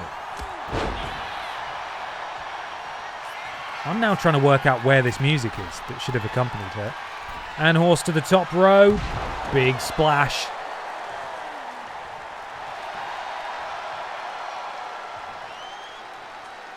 Is she? Oh, okay, I found it. I found her music. Here it is. The production truck's got it ready now. There we go. Thank you, production truck. Great job. Really good.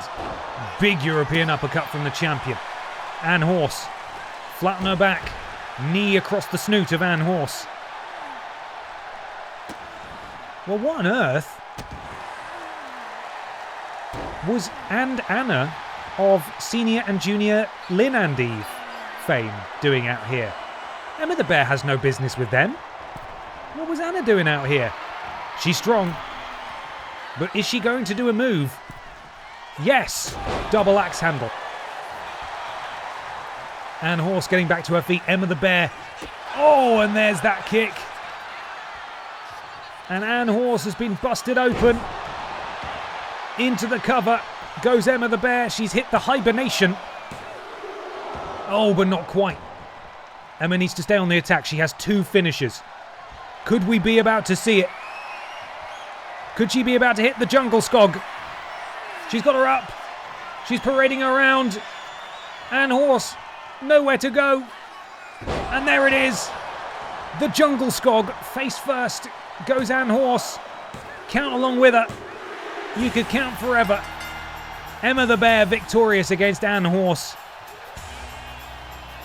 And maybe now we'll get an answer as to what on earth has been going on here. Oh no, it's Bobby! Oh! Bobby Babalooni connecting with the kendo stick, attacking Emma the Bear. After the match was concluded, cowardly stuff from Bobby Babalooni. Emma the Bear needs to watch her back. But why did Anna come out? Why? Are they friends? Is Anne Horse friends with... No, she's not. And Anna isn't friends with Anne. I don't get that. That's some weird WWE 2K26 universe nonsense, that. Weird.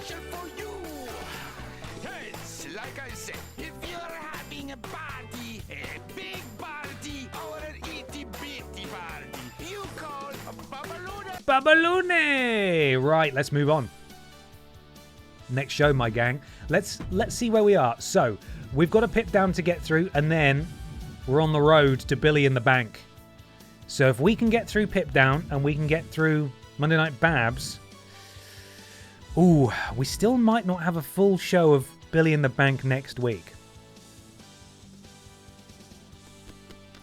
But we can bloody try, can't we? We can bloody try. So if Billy in the Bank isn't next week, it will be the week after.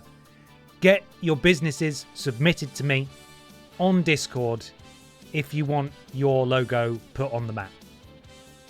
I want your logo on the mat. Don't deny me. Give me your logo. Give it to me. I want it. Give me your logo now. I won't take no for an answer. I want the logo. I want the logo. Give me the logo. Let's see what we've got for Pip Down, shall we? Oh, God. Gollum. Ugh. And Pippa the Cat are going to have a conversation. That'll be fun to listen to. Mona Wanks and Here Comes the Babs take on one another. Piss Jericho with Will Pisspray and Pistian Cage take on Simon Miller in a non-title match. Simon Miller, I believe, is the number 1 contender for Piss Jericho's undisputed Pip Down Men's Championship. Brian Michael Bendis and Randy Honking go one-on-one. And in the main event, it's Barb Pistottier, the Pip Down Women's Champion, having a conversation with Jill Sandwich. Now, I will say the title of the stream is all about Gollum's obsession with Pippa, so I feel like I can't cut that. We do have to cut one of the matches, though. Which match is getting cut, and why is it probably that one? Or could it be that one? It's just a chat. But if we have 2 promos in, I know sometimes they turn into matches, but if we have 2 promos in, then we might be able to get on the road to Billy in the Bank even faster. So maybe we do cut this one, and we keep both the promos. If they do turn into fights, we will implement a 7-minute time limit, and then I will press the button to make them finish the match fast. I'm not cutting the women again. I'm cutting that one. This is the one I'm talking about cutting. I'm going to get rid of that one. I want to see that one. I want to see that one. I want to see that. I've got to make sure my cat's okay.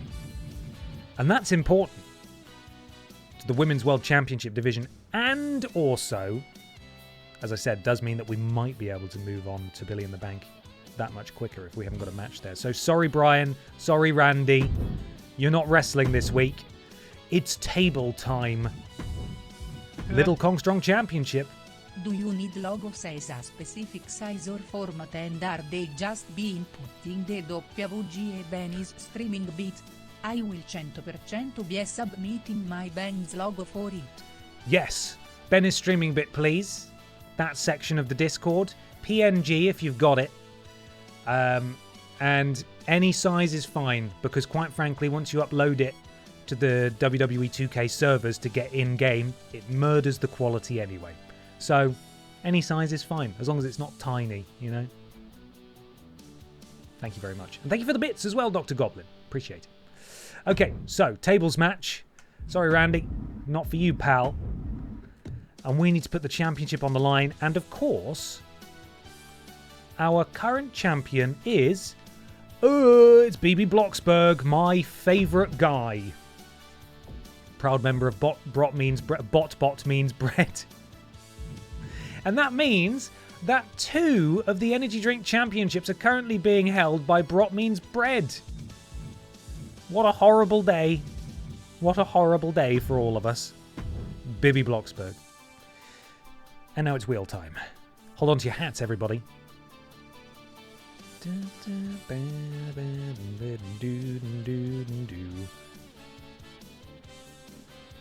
Okay. Spin that wheel. Here we go. Thomas Campbell gets a shot at the gold. Matthew Matix, as far as I can tell, isn't here this week in the chat, but he is on the wheel now, I promise. He's on the wheel. Tom Campbell called by the wheel. Let's spin again. Here we go.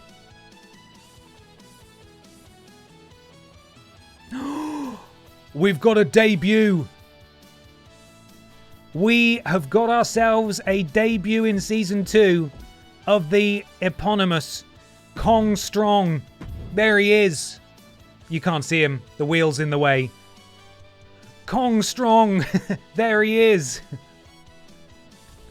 Imagine if Kong Strong won the Little Kong Strong Championship. BB, you can't challenge for your own belt. Stop it.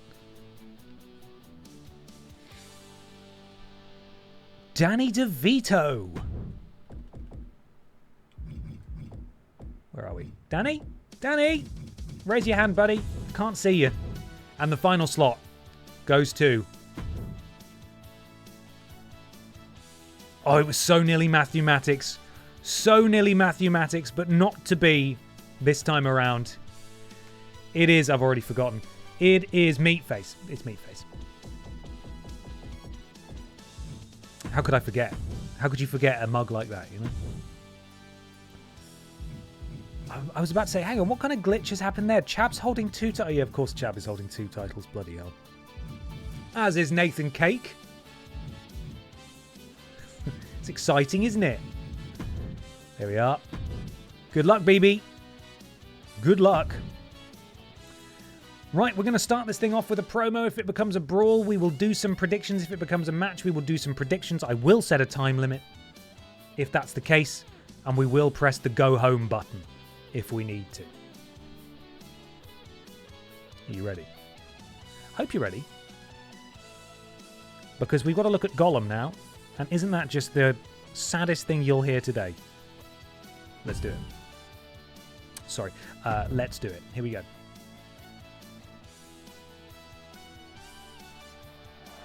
Oh, he's here. I'm not ready, Gollum.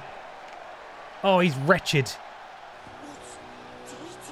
What a horrible little freak. Look at him. Here he comes with that Butterfield Championship.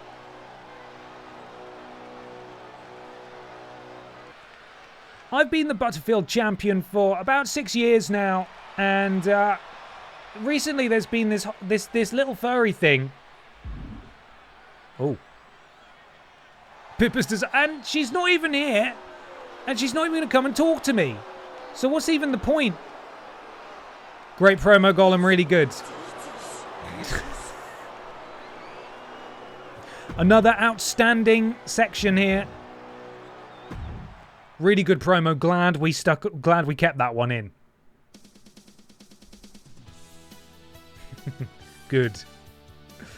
Pippa does us a favour. She wants to get to Billy in the Bank. Pippa was one of the 2 winners of the Billy in the Bank briefcase match in Season 1. It was her and Rules Boss. She wants to get there. Because she might end up pulling double duty. She might have a match with Gollum for the championship. And if she is in the top rated of the women's division on Pip Down, just going to go check, then she will be in that ladder match as well. Let's have a look. She is. Mona Wanks and Pippa the Cat currently, as it stands, with 1 Pip Down to go before Billy in the Bank, will represent Pip Down in that ladder match. Could be Butterfield champion and Pip Down Women's World Champion. Could Pippa the Cat. All right. Really good promo, right? Really good. Let's continue. We're going on now to Mona Wanks versus Here Come the Babs, a Titanic first-time matchup between these two. And I can't wait to see them collide. Here. No, don't. What? Oh, we just did this? It didn't count. Is it because I backed out? But I didn't want it to skip to the... Right, okay. I'm going to press simulate. Don't show up. That's what happened. Good. Yeah, that was... the competitor becomes... Oh, cold streak. The competitor becomes demoralized from losses. Decreasing all attributes by 1. Stacks up to 10 times. That wasn't a loss, though. Okay, what? I don't understand this game. That's fine. We're ready to watch this match now. Let's go. Weird, silly shenanigans here from Universe Mode. Again. To be honest, it might have actually shaken out differently this time if we did it for a second time. Oh, so clammy.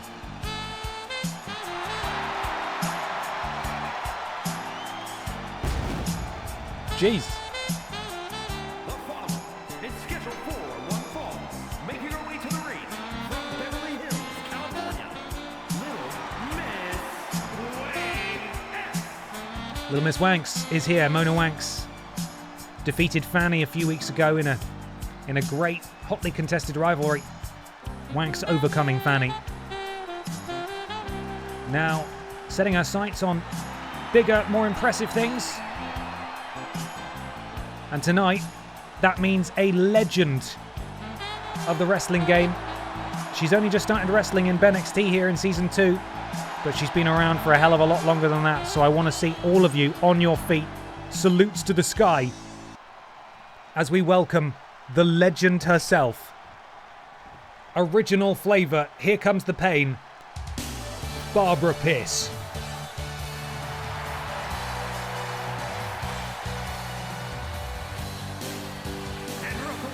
representing the family from Newcastle upon Tyne, England,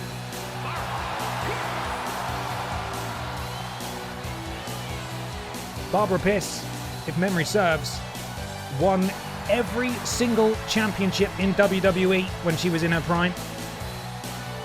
Multiple tag team champion with some legendary Hall of Fame partners.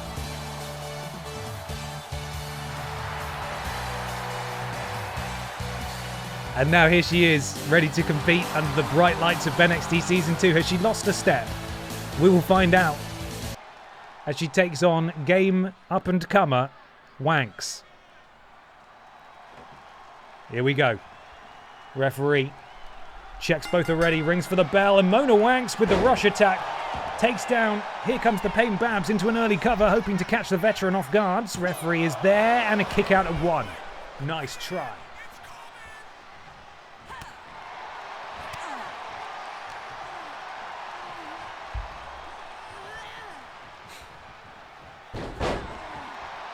It's getting hot in the room. It's getting hot in the room. My freezer blocks that I was bragging about earlier have turned feet temperature. That's not good enough. I now just have wet feet. They're not cool anymore. They're just wet. Feel how warm and wet I am. Brilliant. That's great. Barbara with that suplex there and a close-up on that absolutely gorgeous mug there of Here Comes the Babs. And now jockeying for position against Mona Wanks. And ragdolling Wanks around. Well, rolls her up, referee. Taking far too long to get into position. Wanks escapes and into the cover. Oh, in the bridge out. Into a backslide. What an exchange between these two. So impressive. Wanks. Running clothesline and down goes Barbara. Stomp to the midsection. Look at that. Not just a backflip, but one with a twisting motion that drops an elbow at the same time. Here comes the Barbara getting back to her feet. And speaking of feet, I've been treated to freshly frozen freezer blocks by the paddling pool fairy. That's an entirely other job that the drinks fairy has. She's the stats fairy. She's the drinks fairy and she's the paddling pool fairy. Are these cold? Yeah, they're cold. They're cold. This is good. This is excellent stuff. Thank you to the paddling pool fairy. This will do nicely. These are the ones that I put back in the freezer earlier after my stream with Peter on the Worst Games Ever YouTube channel. So they're not fully frozen, but they're colder than the ones that have just left. Brilliant. Are you sure you don't just have a butler, Ben? When I'm streaming, I am the king. No, the drinks fairy wears many hats. Hat. All of them vital roles to run a smooth ship here. Is that what they say? Smooth ship? Probably a tight ship is what they should run, not a smooth ship. Wanks unsuccessful in that pin attempt. She does have a signature. Here comes the Babs. Also has a signature though. Running STO, that little bit of Monica, and Barbara taking just the wrong moment to taunt, and Mona Wanks able to interfere. And now Wanks raining down fists of fury on the forehead of the legendary Here Comes the Barbara. Big stiff kick to the tum-tum of Barbara, and Wanks now perched on that top rope.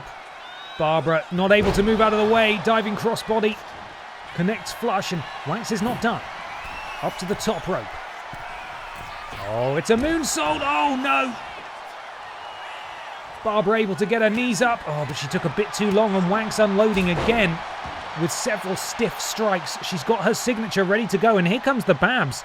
Is really on the back foot here. It's not been a great start for her in this match. And here we see some stiff rights and lefts connecting. Oh, a German suplex onto the stairs. She holds on. And a second one, she holds on again. And this might be the one with the release. And again into the stairs. Absolutely unbelievable. And then ribs first. Poor Mona Wanks in a spot of bother here.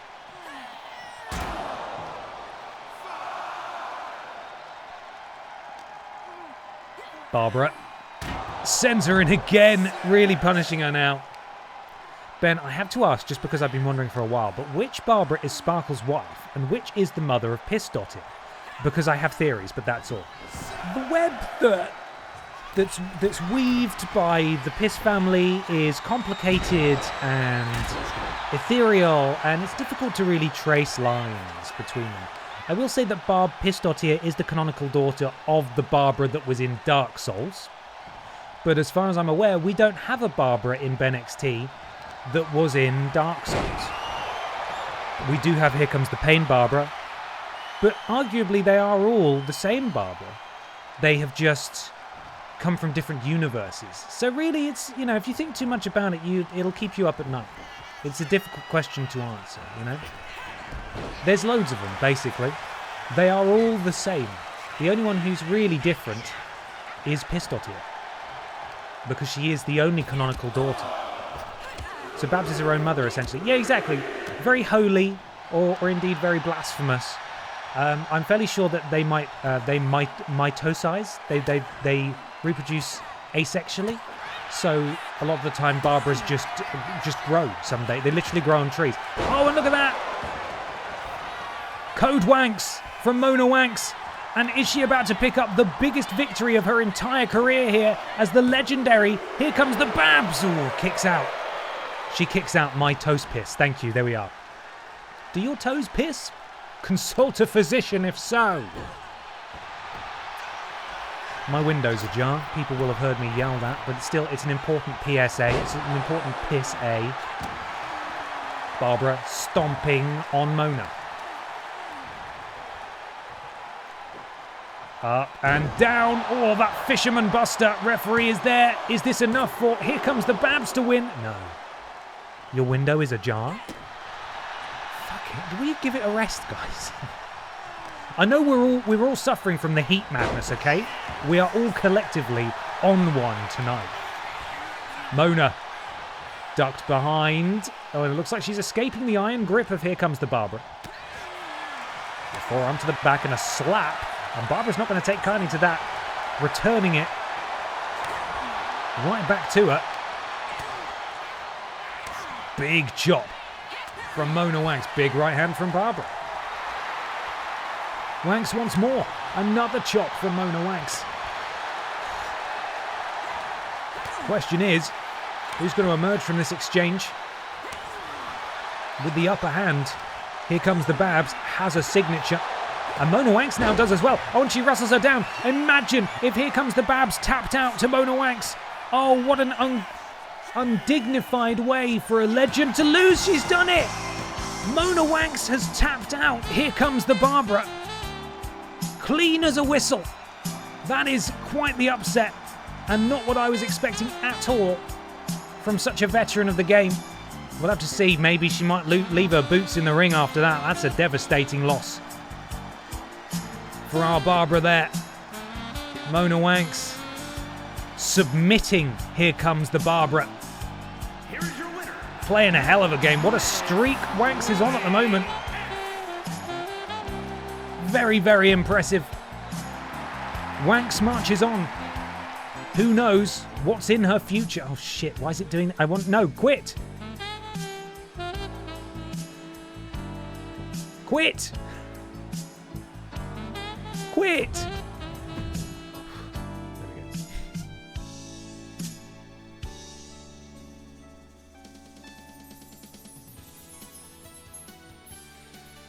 I can't believe she won. The devastating wank out.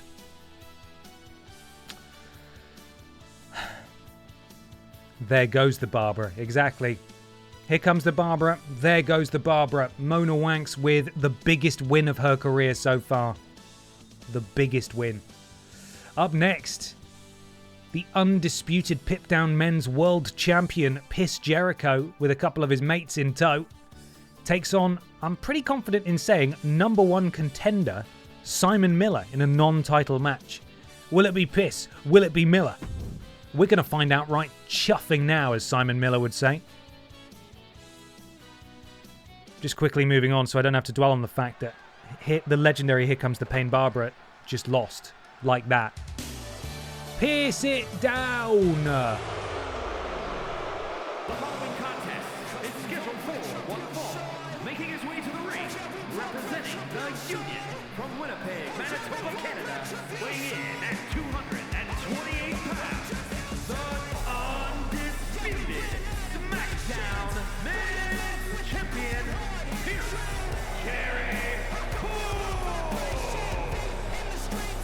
Break the walls down. Unless you don't want them. And that's okay. Here's Jericho, rather reluctantly making his way into the ring, holding just one championship. We know how much he wants to bring two just to show off. Piston Cage and Will Piss Spray at ringside backing up their man here tonight.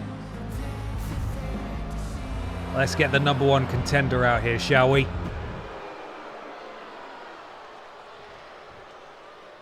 Why? Why?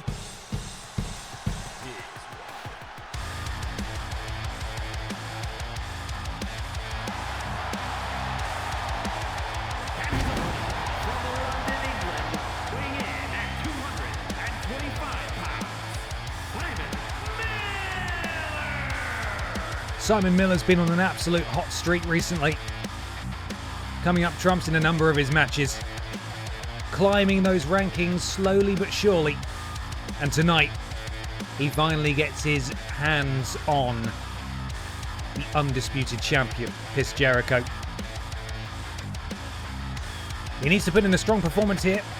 A loss could well affect his standing as number one contender, even though the title isn't on the line. And a win all but guarantees he will get his shot in the very, very near future.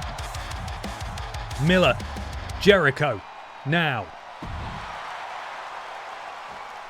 Hello, dancing, farting, burping. Hope you're well. And we're away. Miller misses with that rolling forearm, rolled up by the champion immediately though, referee. Oh, a counter. Simon Miller rolls through. Champion now in a pinning predicament, and now it's Miller's turn again. Eventually a kick out. And what a way to start that match there. Both men jockeying for position. Simon Miller gets the upper hand. Has the champion in a headlock, although Jericho able to escape and traps the arm of Simon Miller. And Miller surely not thinking about tapping here. Well, it does look like a painful, debilitating hold, and Jericho trips the leg, and Miller the first one to land on his back here. Jericho sending Simon Miller into the corner, clubbing, clothesline, drops Miller down in a stomp. Have you seen the new ad Simon has done for Progress? Because it's fabulous and so very Simon. I have. Someone posted it in the Discord and it's brilliant. Really, really good. I enjoyed it a lot. Oh, God.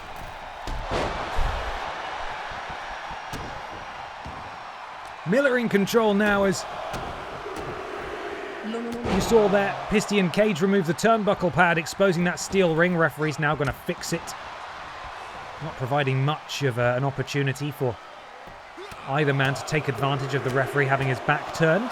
Oh, goodness me. Simon Miller has busted the champion open with those right hands and then drops the point of an elbow across the face as well. Quickly rolls him over into the cover. Referee slides in. Takes too long. Only a 1 count. What an excellent start for Simon Miller in this match, and he connects with that flying forearm as well.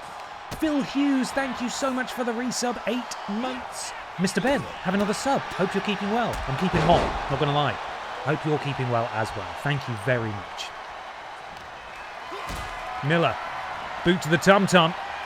Got the champion up in a powerbomb position. Oh my goodness me, and a backbreaker from that height is devastating. Piss Jericho, counter. The champion does have his signature and he may be looking to go for it here. The Jude Piss effect could connect. What's he going for? He connects with that springboard drop kick. And Miller very close to... Oh, it's a piss breaker! Piss Jericho hits the piss breaker on Simon Miller, and just like that, this match has turned around. Miller does have his signature. Jericho, though, could well be looking for the Jude Piss effect, that devastating back elbow, but Simon Miller's been able to dump him on the outside, so he buys himself a minute. Simon Miller launches himself over the top rope. When have we seen Simon do that? Absolutely incredible. Jericho might be a bit groggy there because he just ran face first into Simon Miller, and a rough forearm from Simon crumples Jericho. And Simon's going to send him back into the ring now. In he goes. Amateur Gaming 96 7-stream streak. Thank you. He's done it. The streaks are back. Jericho able to sidestep that diving offense from Miller as it's Piston Cage once again removing the turnbuckle pad, and almost inconvenienced is the referee. You can practically hear him sigh as he has to immediately turn around and reattach that. And what is Jericho looking to do? Oh, he was going for the walls of Jeripiss. Sure, let's call it that. But Simon Miller countered, so Simon Miller has stolen his finisher, although it's all for naught at the moment because Piston Cage providing a distraction, which will allow Jericho to get back up. And catches Simon Miller charging in like a bull. And Miller with the spear! Miller, spear to the champion. Is this it? Is Simon Miller going to pin the champion? Not quite. So close. Stalls of Jericho. Very good. Yes, I like it. Simon Miller not done yet. Big sit-out powerbomb. And Miller, if he can stay on this level here, he's got this match won. Miller with another finisher. And again, a second spear from Simon Miller. This is absolutely unbelievable from Miller. He's come in with a game plan. And just like that, he's defeated the seemingly undefeatable, undisputed Pip-Down World Champion. Don't you love it? When the computer-controlled wrestlers actually use their signatures and finishes. Absolutely cut him in half. Demolished him, in fact. Jericho went for the stalls of Jericho. Simon connected with the spear that he stole. Then able to hit this huge sit-out powerbomb. And go for a second spear. Simon Miller all but confirming that he is next in line to challenge for the undisputed Pip-Down Men's Championship. Hell of a performance from Simon here tonight. And we will now continue tonight's broadcast.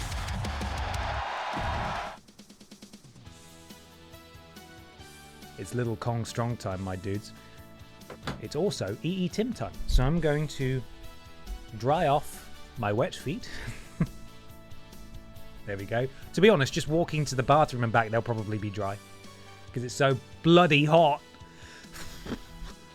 Take this opportunity, those of you in Europe experiencing this heat wave, to please go and get some water. Alright? I'll be back in a couple of minutes. I'm going to top up my water as well. Then we're going to crack on with this match. Alright? Deal? EE Tim Tams. Oh my god, you don't want EE Tim Tams. They're the yellow ones. They're the bad ones. They're like urinal cakes. Literally urinal cakes. EE Tim Tams, they put those in urinals at pubs. Like as some sort of air freshener thing. They don't work. They do look delicious though. Alright, I'll be back in a second. Water. All of you. Now.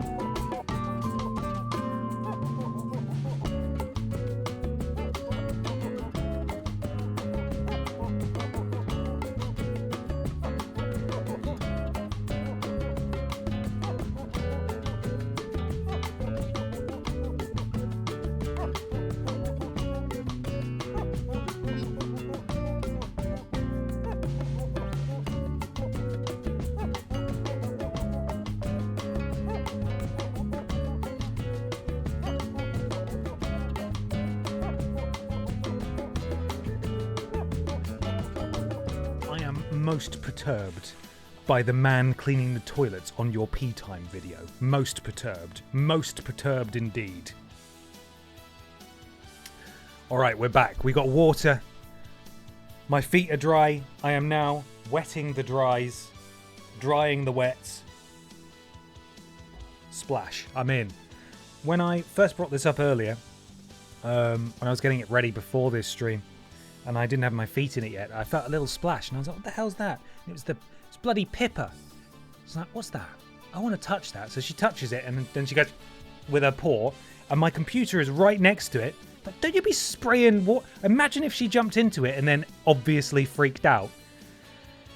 Anyway, I shooed her away, but she did sort of spritz me with water, which was quite nice actually. So maybe I can train her just to dip a paw and then go, and just a little bit of water, just a little bit.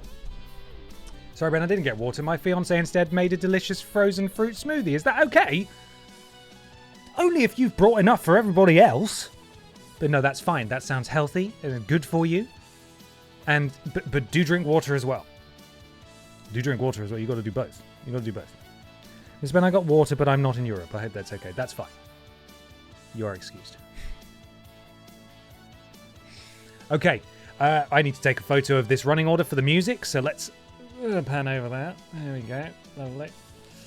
BB Blocksberg, the finder of the lost 96th present, defends her Little Kong Strong Championship against Tom Campbell, the debuting namesake for this championship, Kong Strong, Danny DeVito, and Meatface. Predictions are now live. Who do you think is going to win? Let's go. Ba, ba, ba, ba, ba.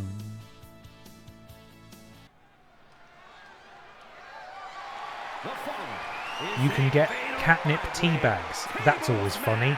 Brew one in a bowl, let it cool, and watch Pippa attempt to nuzzle the wets. She'd lose her mind.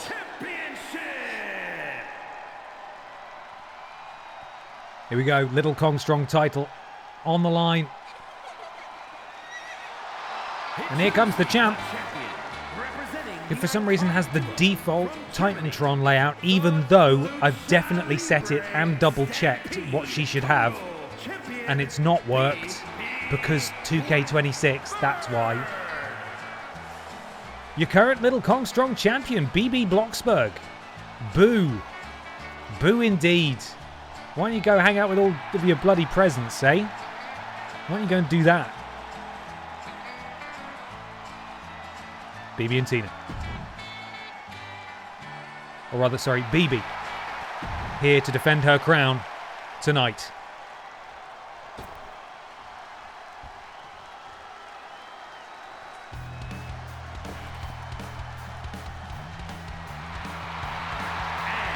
From Newcastle upon Tyne, England, weighing in at 250 pounds, MC Tom Campbell getting his first shot at the Little Kong Strong Championship here tonight.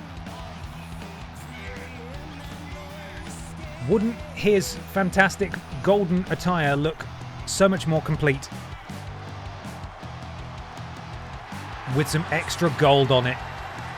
Tables match rules, of course. First person to put someone through a table is the winner. And now, here comes Kong Strong.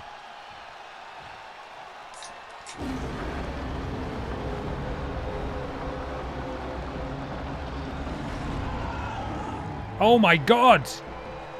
That's, of course, the severed head of the former Little Kong Strong mascot, Derek Kong, who Kong Strong replaced. And he's marching around with it as some sort of sick trophy. Kong Strong ominously marching his way to the ring. You can tell from the size of him that he's a big boy, towering over everybody else in this match. And there's sort of a hushed, horrified silence that's fallen over the arena as Kong Strong trudges towards the ring for his first ever match.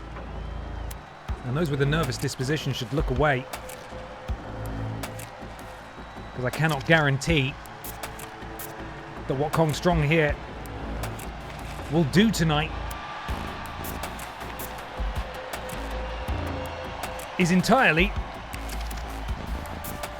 safe for people to watch it. He's not going to take his head off, is he? Oh, okay, no, it's fine. Right, well, we'll leave Kong to get in the ring now. The terrifying Kong Strong there. I'm at a loss for words. I actually started stuttering a little bit. Anyway, we now come back down to earth with the lovely Daniel DeVito. 176 pounds. Trash Man. The Trash Man is here to save us from the scary Kong Strong. Danny DeVito is a former Little Kong Strong champion looking to make it 2 tonight. And I forgot to say, but BB Blocksberg actually successfully defended her championship last week, becoming one of very few people to actually have successfully done that. And Danny DeVito is not the only former Little Kong Strong champion in this match. That honor also goes to our final entrant, me at face. Me at home, me at face. Meaty. There's the meat face. Taking a little moment to survey. We haven't really got a proper look at Kong Strong yet either. I'm still thinking about that entrance. Horrifying. A Kong and a Magnum Dong in the same match. Powerful. Never has there been a more powerful match. Let's go to the ring. Get the thing started. Watch out for the splat. He started talking. I'll let him go.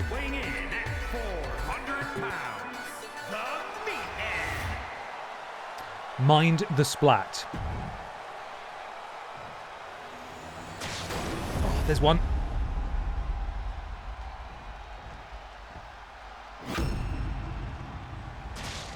There's two. And look at the size of Kong Strong. Just about kicks the head off the shoulders of Danny DeVito and now turns his attention to the champion. Headbutt to the champion, and Danny DeVito identifies him quickly as a threat that needs to be dealt with. Oh, and look at the strength of Danny DeVito lifting Kong Strong up over his head. Absolutely incredible from Danny. As Tom Campbell and Danny DeVito now go at it. Meatface gets back to his feet. BB, the champion, drives a knee into the temple of Kong. Predictions: BB 9%, Tom Campbell 52%, Kong Strong 20%, Danny DeVito 12%, and Meatface 8%. And we have successfully added a table to this ring. We're getting there. We'll see if anyone can set it up. Tom Campbell goes for a kendo stick underneath the ring. Kong Strong just doing whatever he wants on the outside as Danny DeVito desperately tries to take it to Kong, and he does so. Kong Strong sent over the top rope. Tom Campbell, good close up there. Tom Campbell going after Meatface, and there's a table set up very, very close to them, although no one seems to be going for it at the moment. We've got a terrible... We might have to go into manual view here as Meatface is completely uncontested and Tom Campbell able to escape. Nearly went for that second table. Let's give us a proper view here of what's going on. There we go. That's a bit better. We can actually see what's happening now. Tom Campbell has Meatface up. And Tom... Oh, face first goes Meatface. Meanwhile, Kong Strong taking it to Danny DeVito, and Kong picks up a table. Imagine if Kong Strong could win the championship that's named after him in his debut match. Oh, and Meatface completely ruins that. Collapses the table. And picks up the table now, does Danny DeVito. Oh, and Kong Strong able to counter that as Tom Campbell takes out BB Blocksberg on the outside. Danny DeVito put face first on that table, and Kong Strong just flies in with a dropkick. And we are now tableless inside the ring once more. Is Kong Strong the tallest in BENXT? Difficult to say, because there are a couple of wrestlers who do, I think, just have the maximum height possible. I think Disco Gary is one of them. Oh! Kong Strong takes it to Tom Campbell, and Danny DeVito crowd chanting along with Danny's forearms to the lower back of Meatface. Ooh. Slammed down. Danny DeVito to the middle rope. Kong Strong, is he going to let it happen, or is he going to inject himself here, insert himself in this exchange? Oh, now he is. Meatface sent into the ropes. Oh, and Danny DeVito takes out Kong Strong, who is not looking, fully focused on Meatface. And now Tom and BB roll back into the ring. No tables to be found in there, of course. Tom. We'll go back now. We're watching Meatface just stand there and wait for Danny DeVito to get back to his feet very patiently. And Danny absolutely decimating the two big boys on the outside. Very impressive. And in the ring, the champion is taking it to Tom Campbell. Everyone has seemingly forgotten that this is a tables match and a table needs to be utilised in order for this thing to end. Scoop slam from BB Blocksberg to Thomas the Campbell. BB, top rope, elects to get down. She does a little roar. She does have 2 finishers. Only really useful for dealing damage in this match. Not going to be able to pin anyone off the back of it. And Kong Strong asserting himself again. Tom Campbell takes him down. A second table has been slid into the ring. Super kick from BB Blocksberg to Danny DeVito for his trouble. And Meatface doing a little point for some reason. Kong Strong all alone with Danny DeVito. I don't know why Kong Strong isn't setting up a table. We're back in control of the camera now.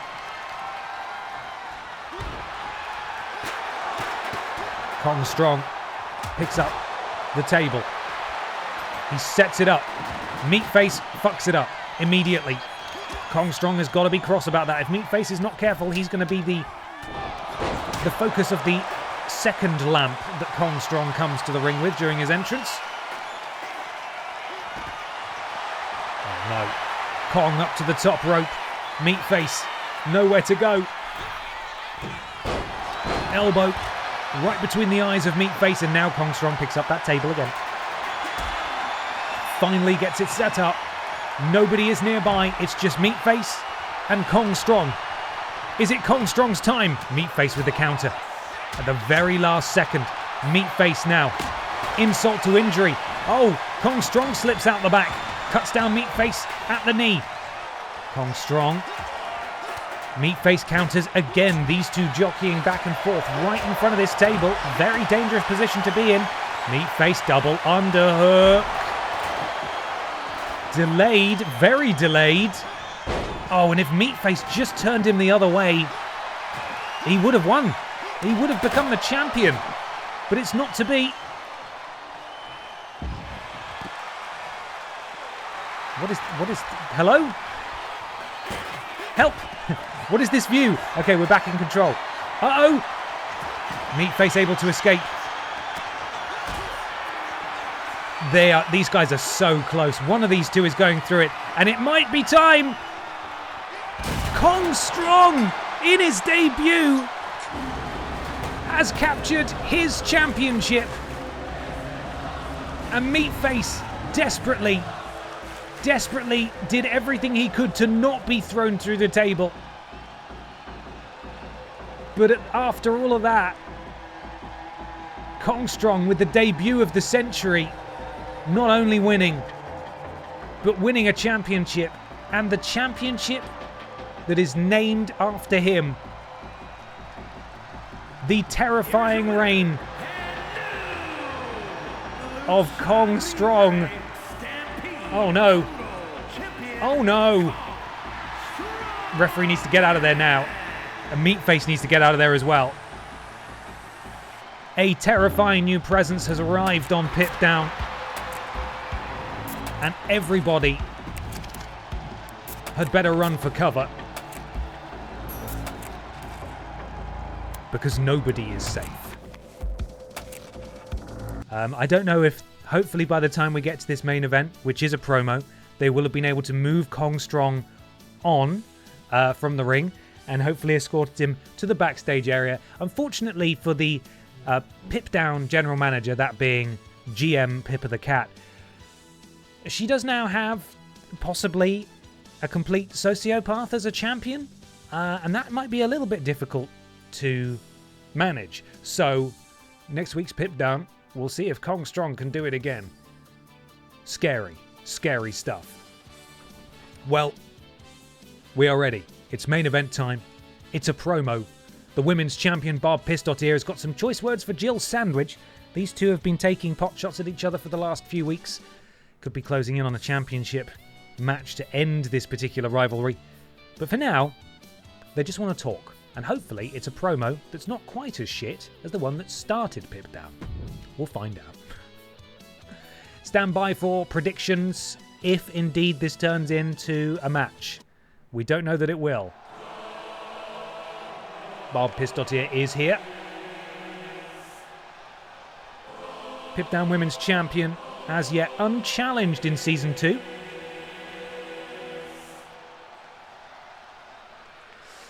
I've been holding this championship for a while, and as yet I am unchallenged in Season 2, she said. Unchallenged in Season 2, she said it again just to be sure. Is Jill Sandwich good? Jill Sandwich will answer. That was too close. Oh, shut it, Barb Pistot here. I'm here. Hang on, I'm here, and I'm going to challenge you. So why don't you put that championship on the line? Barb Pistot here says, and the match is going to be a no-holds-barred match. And this is usually where it becomes a brawl for no reason. Let's find out. If you've got the stuff, she says. Why wait? Let's have the match right now.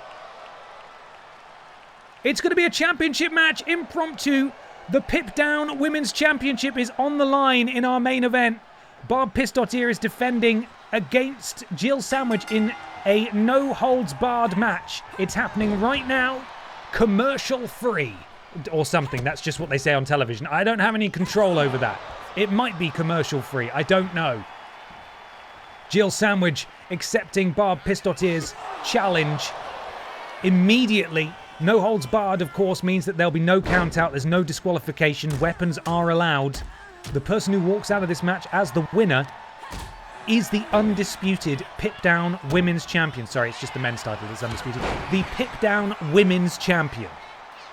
Barb Pistot here won the title from the Chevrolet Matisse back towards the end of BENXT Season 1 when the Chevrolet Matisse couldn't climb the ladder because she was too short.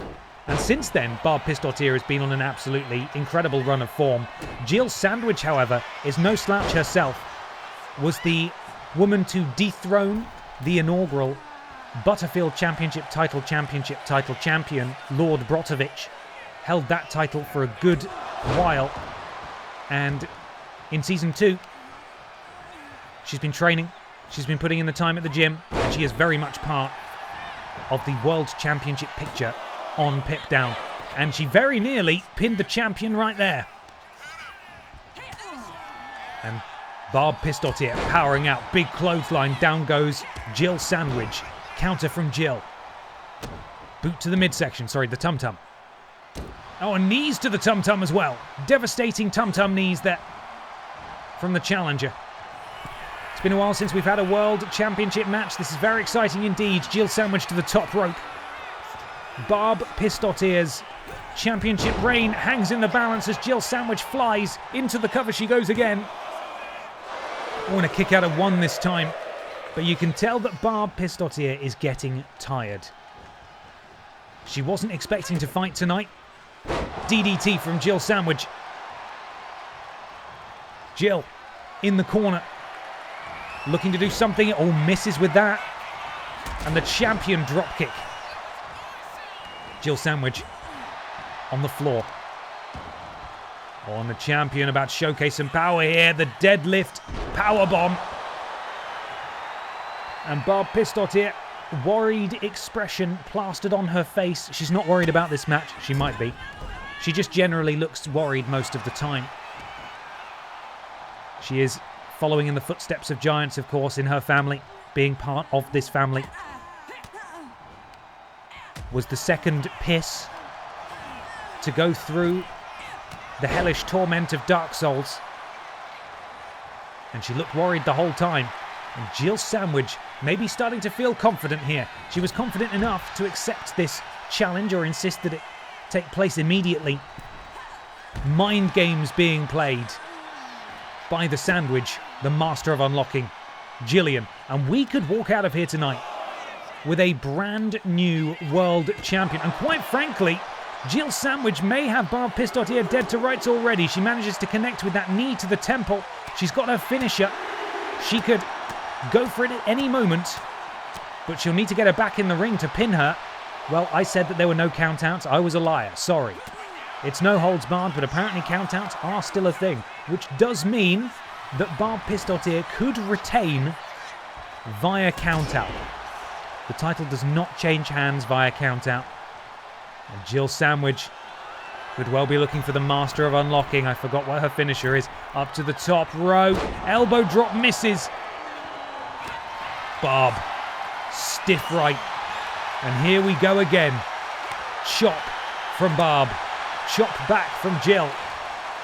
Counter from Jill. And another chop. And I don't want to speak too soon because you never know how these things are going to end. But Barb definitely looks like she's on the back foot in this one. She's taken an awful lot of damage. And Jill just has an answer for everything that Barb is trying to do. And here we go. Now it's all breaking down. Silent Cobb, thank you so much for the resub. 13 months. Happy Twitch Day. Be right back. See you in a moment. Thank you very much. Oh no. We know what's coming next. This is why you should never count out a member of the Piss family. It's time for the Jinkle Jam. And oh god, there goes. Did you see that? A piece of lettuce just flew directly up into the rafters there. And we also know what could be coming now from Barb Pistottier. The wettest nap. Crushing the ribcage of Jill Sandwich. And Barb Pistottier may well have stolen... Oh! Victory from the jaws of defeat, I was going to say. But Barb still has a finisher. One piss-warm stunner and it could be over. Counter from Jill. Jill has her finisher as well. Jill drops the champion. Jill with blood streaming down her face. Wearing the wounds of war in this battle. She removes the turnbuckle pad. That is not illegal. Referee, for some reason, is reattaching it. That he just can't help himself. Face first goes the champion off the canvas. Up to the middle rope. Jill closing in, maybe, on her first championship. If she's got two finishes and a signature. And again she goes for that knee to the temple. And Jill immediately following up. Is it time for the Master of Unlocking to graduate to a championship? And there it is, that running flatliner from Jill Sandwich. Jill Sandwich has Barb Pistottier pinned. Could this be it? No, it's not it. Barb Pistottier just gets the shoulder up. And what does Jill Sandwich have to do to put down the champion for good? Forearm to the spine. Barb with the counter. Barbara so dangerous in these corners. And again goes for this devastating deadlift powerbomb. Picks Jill back up. She's not done yet.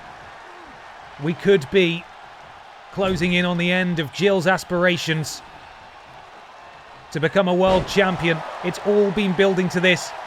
And if Barb Pistottier can connect with a second wet nap, surely we have to say goodbye to Jill's title aspirations as Barb Pistottier peels herself off the canvas, falls into the cover, and this could be it for Jill. No, it's not.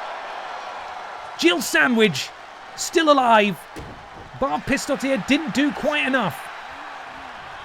And Jill grabs a handful of hair, and Jill's not going quietly into this good night. We could be looking for a second Master of Unlocking. She's already hit one. There's a second one. Barb Pistottier is down. Championship dangling in the balance. Is Jill Sandwich about to win the big one? Jill Sandwich has done it. The Sandwich is world champion. And Barb Pistottier's reign has come to an end at the hands of a sandwich from Resident Evil. What a way to end Pip down. A titanic victory from a very, very game Jill Sandwich, who caught the champion off guard by suggesting that they undertake this match right now and not wait any longer. Impromptu title match to main event Pip down, and Jill seized the opportunity. It is the worst day of Lord Brotovich's life. His arch rival winning her first world championship, although let's be honest, Lord Brotovich has about 6 arch rivals. She's done it. Jillian has climbed the mountain, and she now sits atop Pip down as its champion. Where is the belt? Give her the title. The referee has deemed it unnecessary to give her the championship at this time. I might need to go and check that she did actually get it. It might be because, genuinely, this is probably just one of those weird 2K universe things where, because of how the match happened and unfolded, which is from a promo, maybe it just didn't have the, you know, like the flow chart. If this, then this. Didn't trigger for whatever reason. But she should be the champion. Let's double check. She's not. What? It was for the belt. The referee held the championship up, right? We all saw that, did we not? Hang on a fucking second. Hang on a bloody second here. Hang on a second. Hang on a pissing second here. We're going to have to go to the tape on this one. Because if the title was held aloft, I am awarding her the championship. I hope you will support me in that. I know Lord Brotovich won't, but that's some crazy shenanigans right there that doesn't sit right with me. Right, here we go. Right. Championship taken. Yeah, I mean, that looks like a fucking championship match to me. Does it not? Does it not, game? Shenanigans. I hereby strip Barb Pistotier as women's champion and award it to Gillian Sandwich. It's the right thing. Rated 91, bloody hell. Is involved in a rivalry. Yeah, and she won. She bloody won. That's mental, right? And now it seems their rivalry is still going. So I'm going to have to do a bit of admin here because I think the game has fucked up, quite frankly. This was the championship match. Jill won. She wasn't awarded the title. We're saving that. She is in a rivalry still, but this actually might break the rivalry because they're now not feuding over the championship. So I'm going to delete that rivalry. We're going to consider that concluded, okay? That business, line drawn under it. Referees fucked up. General Manager Pippa the Cat fucked up. That was just a disaster. That was a disaster across the board. So we're going to chalk that up as a mistake. I have gone in as God and tweaked it so it's how it should have ended. And we will move forwards from there. We have a new Pip Down Women's Champion. It was exciting. Jill was robbed. As far as the as 2K Universe mode is concerned, the feud is concluded, and Jill Sandwich is now the champion. Mental. Okay. Right. Well, let's move on. Oh no, let's not move on. 1, 2, 3, 4, 5. Has it added a match? What? And then there's Funky Barbara in the corner? What's going... Oh, this game's had a bit of a moment. Yeah, that... Right, okay, so here's what's happened now. The Little Kong Strong match has disappeared. And it's added a new match. For no reason. Do you guys want to see this match? We could do it. Kong Strong...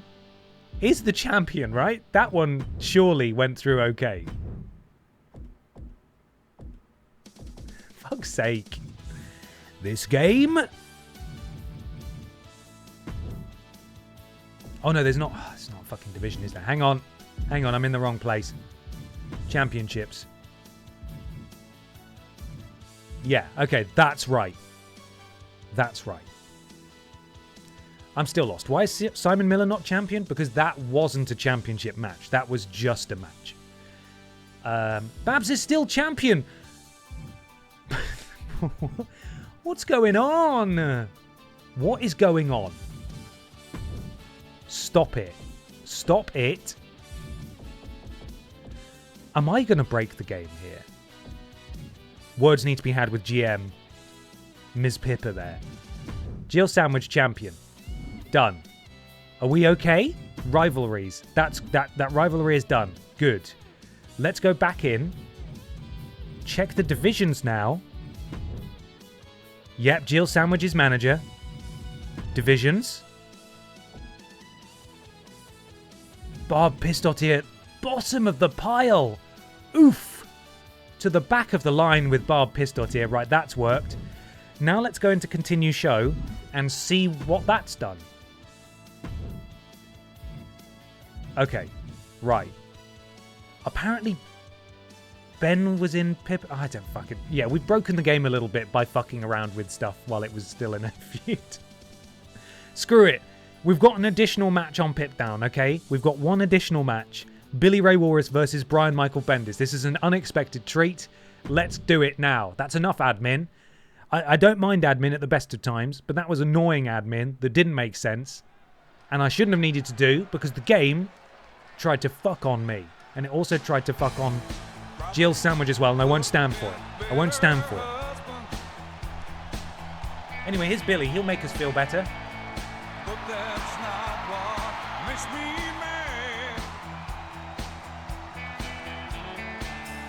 Guys know maybe you're all The following contest is scheduled for one fall.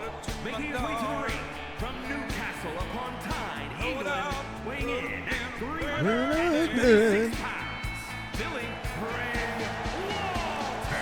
Billy Ray Walters. Wasn't expecting to wrestle tonight. He's as shocked as the rest of us, but former BENXT men's champions collide here tonight in our main event of Pit Down, so it should be a good one. Billy and BMB go one-on-one.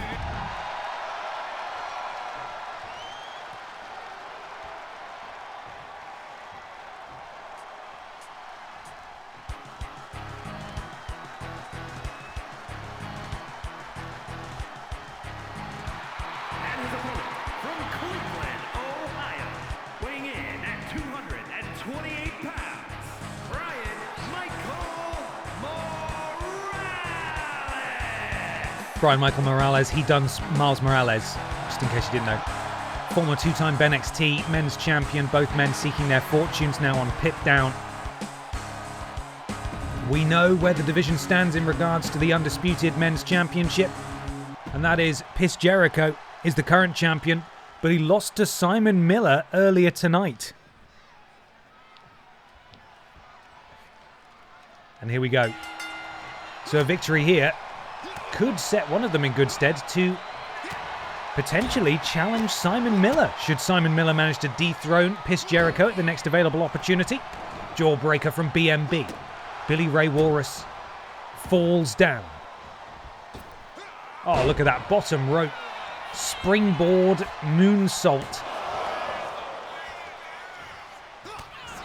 And Billy Ray unloading.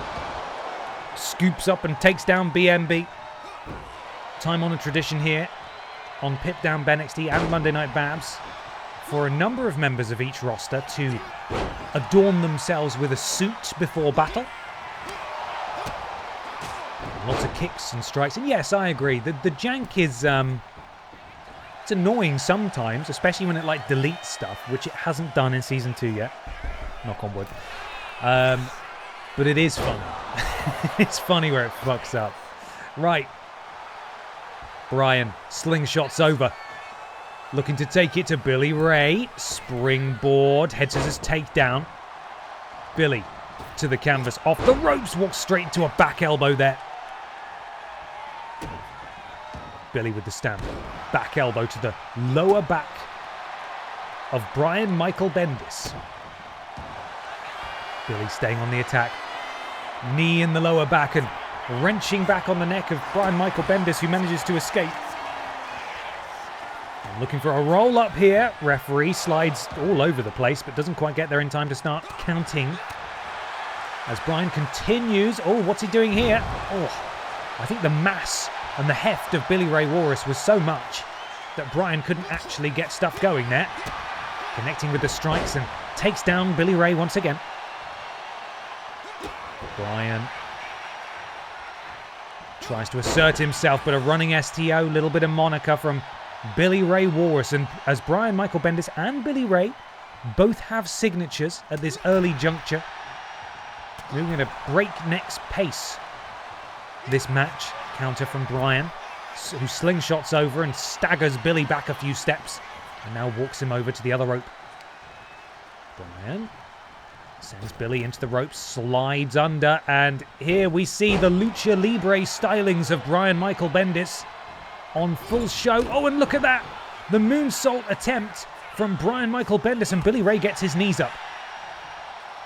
Oh, incredible stuff from Brian. He really is very impressive inside those ropes. Heads his takedown. That is his signature maneuver. Into the cover. Can Billy Ray kick out? Yes, he can, but Brian has a finisher ready to go. And it could be time. He's chanting Lucha. And here we go. He gets all of it. He done Miles Morales. And has he done Billy Ray Walrus here in this impromptu main event? God, it wasn't even close. That was very quick. A nice quick one. Easy night of work at the office for Brian Michael Bendis here, who hasn't been on TV for a while, and he wasn't about to let us forget why he's a former two-time BENXT champion. Absolutely demolished our delightful pink boy there in the main event that the game decided to give us after it absolutely screwed over Jill Sandwich. 60 stream streak from Deadeye Minis there. Thank you very much. Good evening, Ben. Hope you've had a lovely, definitely this time partner Doohickey and BENXT, of course. Yes to both of those. Hope you're doing well. Damn, not even close. Here.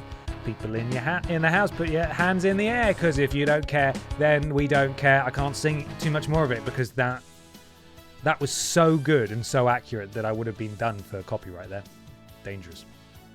Kong cursed me. I've not won since he hid voodoo with that head. Right, we're moving on to Monday Night Babs now. We've probably got one more match in us, I would say. Here we go. Billy in the Bank is this weekend, and we're kicking it off with this rivalry still going.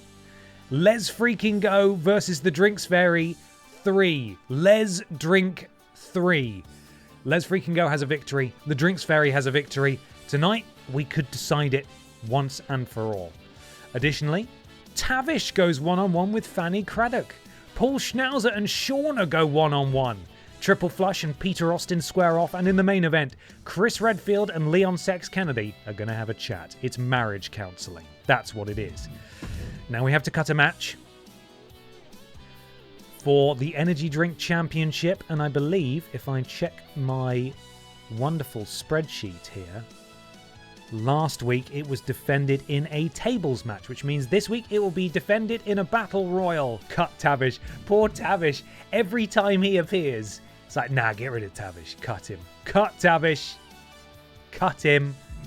We could also get rid of this match, but we do like to see Peter Austin. What do we think? It's either Tavish and Fanny or Peter and Triple Flush. The rest of them I want to see. So I'm biased. The rest of them need to stay. That's his gimmick, getting cut. Keep Tavish. Poor Tavish. Tavish gotta go. Tavish gone as usual. Cut Tavish. He's a sacrificial lamp. Brilliant. Sacrificial lamp. Oh no.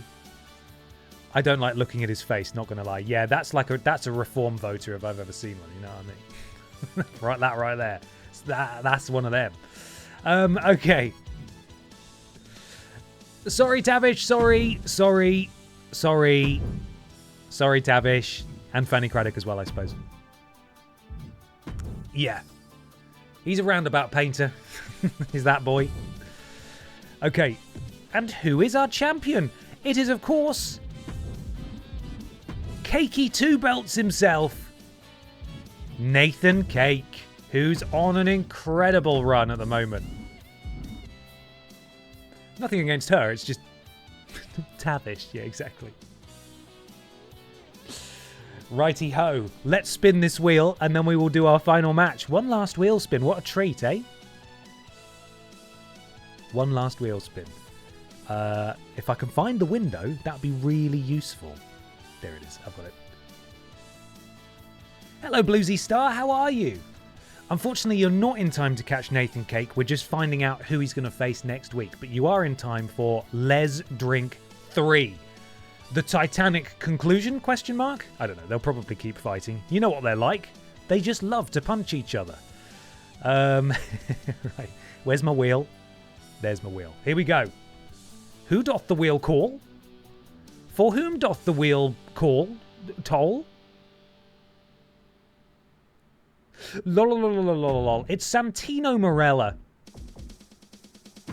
Santino Marella.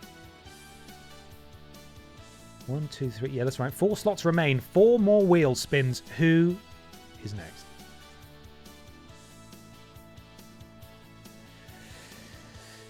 Sorry, Paul. You're already in a match. If we cut his match, he could have challenged for a championship. Unfortunately for him, he's facing the thickest there is. The thickest there was, the thickest there is, the thickest there ever will be. Senior and Junior Eve, however, surprisingly, are not in a match. Is not in a match. Hello? Fragment, consider revising. 3 more. Who's next? Come on, give us a good one. Wettest boy ever. That's me currently. I think I'm the wettest boy ever because my feet are in a paddling pool. 2 spaces remain. Here we go. Could it possibly be time for... Oh, unfortunate the Drinks Fairy, but you're getting in a punch-up with Les Freaking Go. So, not today. Another time. Still got 2 slots remaining. Oh, unfortunate Lord Brotovich. Mary-Kate, the former little... which one is this? Tesco KX champion. Gets another shot. Sorry, Lord Brotovich. So close, buddy. 1 final slot. Who's it going to be?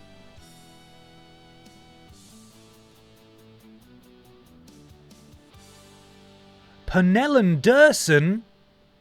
Pamela Anderson. Called by the wheel. The field is confirmed for next week's edition of BENXT. There we go. Championship. Tesco KX title. Can Nathan Cake do the impossible and win it? Back to back to back. We'll have to find out next week. First up, though, Les Freaking Go versus the Drinks Fairy. This will be our final match of the night. Bet big or bow home, as they say. What? Hello? We're off. Let's do this thing. World's sexiest man out first. Get ready.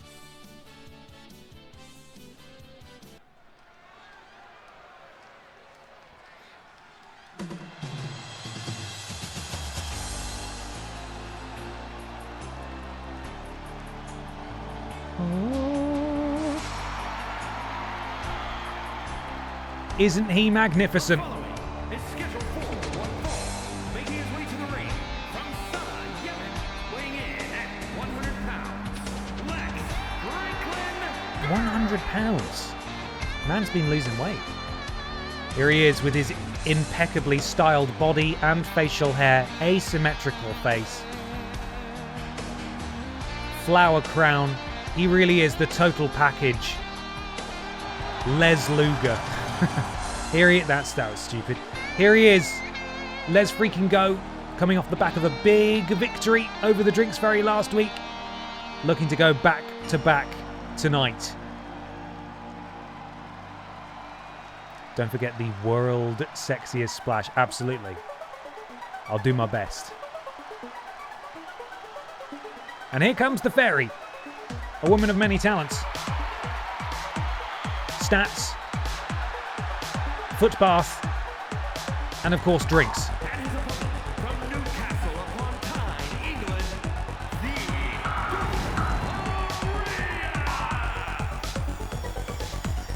the Drinks very ready to go. She won the first match in this series. As mentioned, it was tied up last week by Les Freaking Go. This is the decider. It is time for Les Drink 3, sorry. I can't count that high. Les Drink 3. Let's do it. Final prediction of the night. And the predictions are closed. Drinks Ferry. Go. Referee checks and we're underway. Oh, and it's Les freaking Go who connects with a thundering kick to open this matchup. Jockeying back and forth. Drinks Ferry sent behind. Oh, and Les freaking Go showcasing some of that incredible athleticism that we've only really glimpsed in recent weeks. Backs up the Drinks Ferry into the corner and a slap. Now right hand from the Drinks Ferry. There's a receipt there. There's several kicks and a pump kick straight to the face. And it's the Drinks Ferry who's now flying, but she collides with the elevated knees of Les freaking Go, who saw her coming from a mile away, and another kick from Les Go. These two are not holding back at all, throwing everything they have at each other, and look at that. Les Go barreling through the air, connecting with an arm drag, and Drinks Ferry getting out of the way of that follow-up attack. Oh, and a kick squarely to the back of the bonce of Les freaking Go. Up to the top rope goes the Drinks Ferry. Les Go getting back to his feet, and look at that. Drinks Ferry showing she's just as athletic as Les freaking Go. If these two could put are those two the same person? Sorry, in the front row there. If those two could put aside their... Yeah, they are. If these two could put aside their differences, they could form one hell of a tag team. But for now, they remain bitter rivals, and look at Les freaking Go. That is vindictive. Tying up the knee and just hammering blows down on those cruciate ligaments. Really nasty stuff there from Les freaking Go. Into the ring. Goes the Drinks Ferry. Les Go slingshot over. Drink Ferry still down, but she manages to get out of the way of that splash. See you later, hoodlum man. Lisa. Take care of yourself. Springboard moonsault directly into the knees again from Les freaking Go. These two know each other so well. But as it stands, it is the Drinks Ferry who has received the bulk of the... You know what, I might as well just hide myself in the corner so you can see it. Received the bulk of the damage in this match. You can see there, orange body from the Drinks Ferry. Les freaking Go. Wow, look at that. Absolutely incredible stuff. Oh, and Drinks Ferry cuts him off. And now it's time for this bit again. They bloody love it.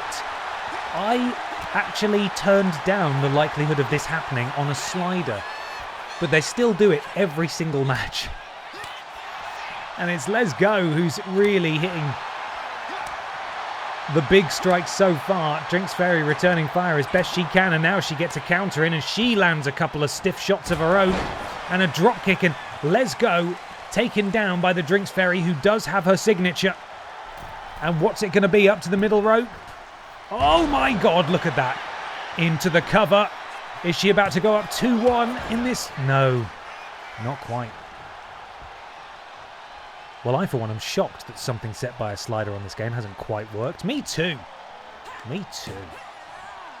Oh, almost a stunner there from the Drinks Ferry, who has a signature and a finisher now. Les freaking Go has a signature himself.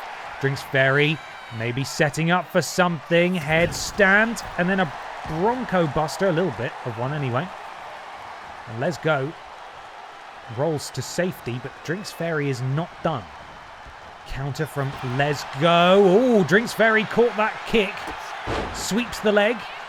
And then, oh, standing moonsault. Very impressive from the Ferry. Drinks Ferry now putting Les Go in the corner. Nobody puts Les Go in the corner. Scoop slam from the Drinks Ferry, who still isn't... What's she doing? Oh no, I think she was a bit surprised there, because Les freaking Go got back to his feet somehow, but she immediately countered and dropped him. The purple phenom was dropped. Oh my goodness me, how many rotations was that? Absolutely unbelievable from the Drinks Ferry.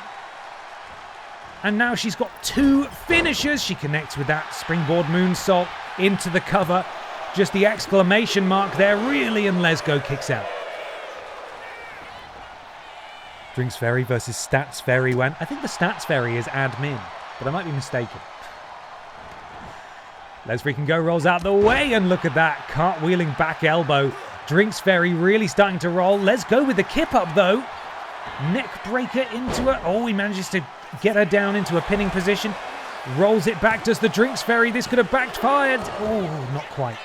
Could have backfired there for Les freaking Go. That could have been disastrous for him. Springboard head scissors again from the Drinks Fairy. When is she going to hit one of her finishes? That's the question. Up to the top rope she goes again. Oh, and that connects perfectly. That 450 splash, that was her finisher. And is it going to be? It's going to do it. 2-1 to the Drinks Fairy. And Les Freaking Go is... Oh my goodness me! Les Freaking Go, in a fit of anger, just punched the referee in the face. Well, Monday Night Babs management is absolutely going to have words with Les Freaking Go after that. You cannot strike an official. Fine him indeed. But a big victory for the Drinks Fairy here in our main event of this stream. She moves up 2-1 in the standings in this series, but it appears that they are not done with one another just yet, are they? This is going to continue. I don't know when it's going to come to a head, but Les Freaking Go wants his win back. And if they tie this series up, maybe they'll just have to team together and learn how to be friends. Shave him. Your punishment is not a fine. We're going to shave you. Take your weird checkered body hair away from you. Ugh. Guys, that's us done. Thank you so much for joining me this week. It's been super fun in spite of the sweltering heat. There is a new episode of Worst Games Ever out for everybody on Sunday. I'm going to be over on Cultaholic on Saturday. Come say hi if you fancy. Lovely boy Andrew Hodkinson will be there. There's no streams Monday, Tuesday next week. We're starting with BENXT Wednesday night, so I'll see you at 6 p.m. next Wednesday. The other streams shuffled to the rest of the week to account for me not being around on Monday, Tuesday. And VODs are only going to be on the VODs channel from now on. This is the last VOD to go on my main channel. After that, it's done. Now, I do have a reminder set on my phone for Friday evening for around the time that the Minecraft sponsorship offer has come in for the past 2 weeks in a row. If it comes in again, I'm going to try and hop on it ASAP. I don't know when I'm going to do it, but we'll see if it comes in for a third time. I wouldn't expect another stream from me this week on this channel. But maybe a Minecraft stream next week, maybe, if the offer comes through again. Fingers crossed, right? Fingers crossed. Regardless, look after yourselves, everybody. Drink plenty of water. And I don't even know who's live. Is Buddy Games live? Probably. Yes, they are. We're going to send you that way. Send them some love. Be as polite and wonderful as you always are. And I will see you guys next week. Bye, everybody. Bye. Oh, I clicked raid. I didn't even press raid yet. Hang on, I've clicked raid now. Give me a second. Here we go. Any second now. And I'm going to click raid now. All right. Bye, everybody. Bye. I haven't clicked stop streaming yet. I don't know if you guys are still seeing this on the VOD. If you are, let me know. Because I have now raided. And normally I click stop after this. Just curious. Anyway. This is a secret between you and me. Bye.